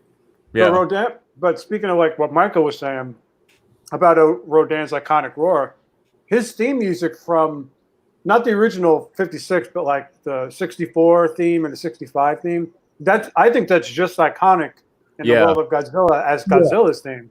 Yeah. Hearing like those trumpets or whatever, the horns playing, like got Rodan's coming. Yep. I would have loved that. Yeah. And I think somebody did that, right? On YouTube. They spliced the Ifukube tracks on King of the Monsters. Or Really? Oh, yeah. They would have done that for like one of the trailers, not actually like the scenes from the movie. Oh. But I'll have to look into that. That would actually be interesting to see. Yeah, that would be cool. I would have loved to have heard his Ifukube's Rodan, because that was lifted from Varan. Yeah. And that's like one of my favorite Ifukube themes. So Oh no, that theme would have made it really good. That's like one of the I blast that theme in my car driving home from work. The Varan theme. Yeah. That's like all his Godzilla music comes from that one movie. Yeah. It's incredible. Like that whole with the chanting and everything. Yeah, the my movie God. that like nobody liked. I like that movie. I think There's one man out there. One man. Oh, James Touch Lechner. He's a loner. He is. He's a lone wolf. Lives in the woods of New Jersey. loves his Varan. He loves Varan. Chupacabra. Chupacabra. Mark, I did have a question for you regarding the Gamera series, because you are the biggest Gamera fan I know. You're solely into the Showa era, right? No, I like. Oh, you like it all? Oh, yeah. I want to go over our list of, starting with you, like favorite Gamera Showa movies. The Heisei is, everyone, it's like either 1, 2, or 3. It's either 2 or 3. But I want to know your Showa era favorite Gamera designs, because they are different, subtle, but they're different, and your favorite movies, if you don't mind. Not at all. So from the standpoint of movies, the one that I enjoy the most is Virus. Wow, really? Yeah, because if you watch it, and yeah, it's got annoying kids, but they're not as annoying. It's structured like summer blockbusters are now. Yeah. There's a very little difference between it, but it's good, fast, campy fun. I love War of the Monsters. I love Baragon. I love that film, but man, if you're in a bad mood, don't watch War of the Monsters. It's dark, it's depressing. But that leads me to my favorite Gamera suit design, which is the Baragon Gamera suit. Yeah, I agree. It is I definitely agree. beyond compare. My favorite foe is Jiger. Wow, really? Really? I think Jiger is too underrepresented. It was one of the few times, and as much as I love Baragon, Jiger really didn't look like a guy, doing the bear crawl in a monster suit. That's true. Much as Baragon did. But just Jiger's whole attitude was, I just love how they did that. And the ending, I was not expecting that. And I'd actually seen Giron or Attack of the Monsters prior to that, and I didn't think that they would try to do something similar, but sure enough they did. But it was 10 times more effective in Jiger when he impaled Jiger with the devil's whistle. And they even filmed the people that were on the ground like, holy shit. I haven't seen these movies in so long, but that's the one. Like, doesn't Jiger, doesn't she impregnate Gamera with a baby? Is that what happens? Yeah. So I mean, it's just so off the rails, and that was one of the things that always attracted me about to Japanese monster films, because there don't seem to be limits or rules. Yeah. And as the series started, getting limits and rules, Daiei was still saying, hey, you know what, we're gonna, knock up Gamera, and it's gonna be from a monster that exhales spears. There was just, but the human drama piece of that was a lot more annoying. But my least favorite of the films is Zigra. Well, actually, it's Super Monster. Which I saw for the first time on MTV. I don't know if you guys knew this or not. When MTV first started, they didn't have, hours and hours of programming. So they would actually showed Super Monster, Ghidra, and some other genre films. Yeah. But that was the only place you could see Super Monster initially. And then it went out. Super Monster is such a garbage fire on every count. Yeah. It's worse than Godzilla. Like, if you have to pick a Godzilla movie that you least enjoy, everyone says Godzilla's Revenge, even though I enjoy that movie. Yeah, me too. And for the stock footage bonanza that Godzilla's Revenge is, the original stuff that they do in it is still pretty fun to watch, just because of the Godzilla design. But Super Monster is 5 notches below that movie for me. Yeah. I can't sit through it. I watched it once. We taped it off of MTV or whatever, and I haven't watched it since the 80s or 90s. Yeah, I mean, you're not missing anything. No, I know. I saw this, and I may have it on tape somewhere, but they had some behind the scenes of them filming the 2 minutes of new Gamera footage for Super Monster, where they had him in front of a green screen, and they had the actor doing this, and they rolled the film, and oh my God, we've arrived in the technical world of the 80s. But it's just it's all video cash grab. The effects are all video generated stuff too. It's got like a video grade quality. All the quote unquote new stuff has like a video grade quality to it. Like you can kind of tell like everything, they're on their way out at this point. But I'll tell you what I'm most appreciative of about Super Monster, in relation to Nitto, because they made the vinyls and they also made the model kits.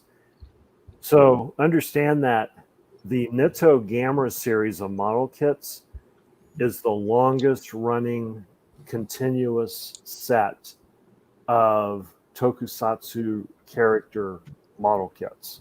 Oh, wow. It Wow. started in 1966 and it didn't end until 1988. Wow. Until they were, I'm sorry, 87, until they finally sold off. Nitto actually is still in business. They just sold off their plastics and teaching materials side. And then those molds were picked up by a company called Ari. But the great thing about Super Monster is twofold. The Nito Kawada vinyl character or vinyls were made because of the anticipation of that film. The smaller, there's a Gamera Gal, Scappa, and Baragon, and then there are 2 dinosaur figures. And the reason it's called Nito Kawada is because Kawada was a department store in Japan that basically went 50-50 with Nito to make those figures. So when you bought those, you could only buy them at a Kawada department store. But it also led to Nito reissuing every model kit that they had made for the Gamera series up to that point, including the Zegra kit and the Jiger kits, which were both one. They were literally meant to be released during the release of the film, and then that was it. So Super Monster, extended the life of that model kit series. Oh, okay. I remember when I was a kid, the first Bandai I ever bought was the Baragon. And my mom, I tell some of these guys a story. I brought it home, and my mom found out it cost $25 at the time. She got so mad, she called up the comic store and yelled at him for selling a minor such an expensive toy. She made my dad bring it back for me to get my money back, and I never got that toy again.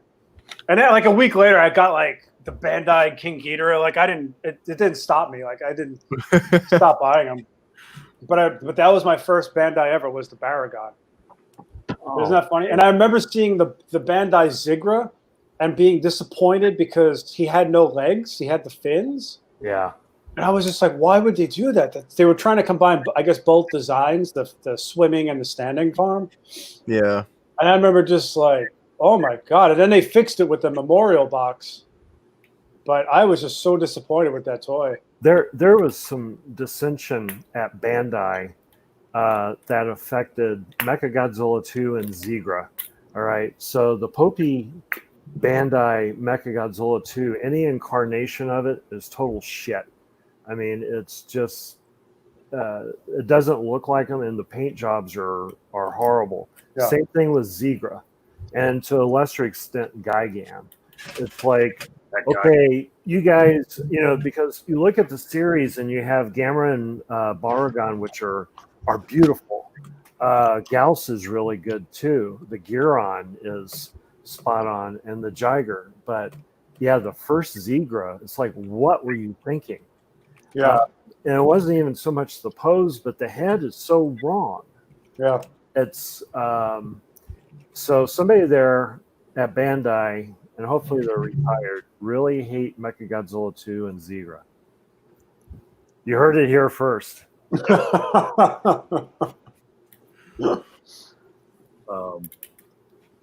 Well, we're at like the 3.5 hour mark here. It's a new record for us. I think so. Basically, we're halfway. Yeah, we're away. So I think we're gonna kind of wrap it up there. Okay. I'll just make thinking about doing some kind of Instagram contest on the Vampire Robots Instagram next weekend for 12 people watching. You're the first to kind of hear that. So just kind of keep an eye out for a post next weekend. But other than that, once again, I was kind of hoping to do something where you go like, oh, okay, cool. And I think we did that. So, thanks guys for hanging out. Thank you, Mark, for coming in and being our expert for once, so we don't have a complete amateur hour. Thank you, Nick. Thank you, John. Thank you, Alex. Hopefully everybody had a good time. And anything else you guys want to say? Or Thanks for having us. Thanks for having us. Yeah, no, thank you. And I'll say this. I mean, I look at the pictures right now, except for John. I can kind of see your. I can barely see your shelf. Oh, there it is back there. Okay. yeah. So I'm the only person here that's not sitting in front of Godzilla toys. So I'm glad that you think I'm an expert, and I appreciate that. He doesn't have to show off his monster. But no, this has been a lot of fun, and I really appreciate the invite. Yeah, it's good seeing you, Mark. Yeah, same here, John. Yeah. And Nick, and hopefully we'll get you out the G next year. yeah. Yeah, I was gonna say. Oh, go ahead. I'll say, oh yeah, Nick and the other guy up there. No, I was gonna say because I don't think Mark. I don't think we've ever interacted. So I just want to say it was nice meeting you. I guess. Yeah, same here. Didn't we meet the year before last though?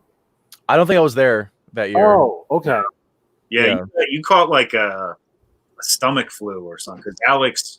Oh, I remember this now. Okay. Yeah, and you just where's Alex? And he's just he's sick as a dog.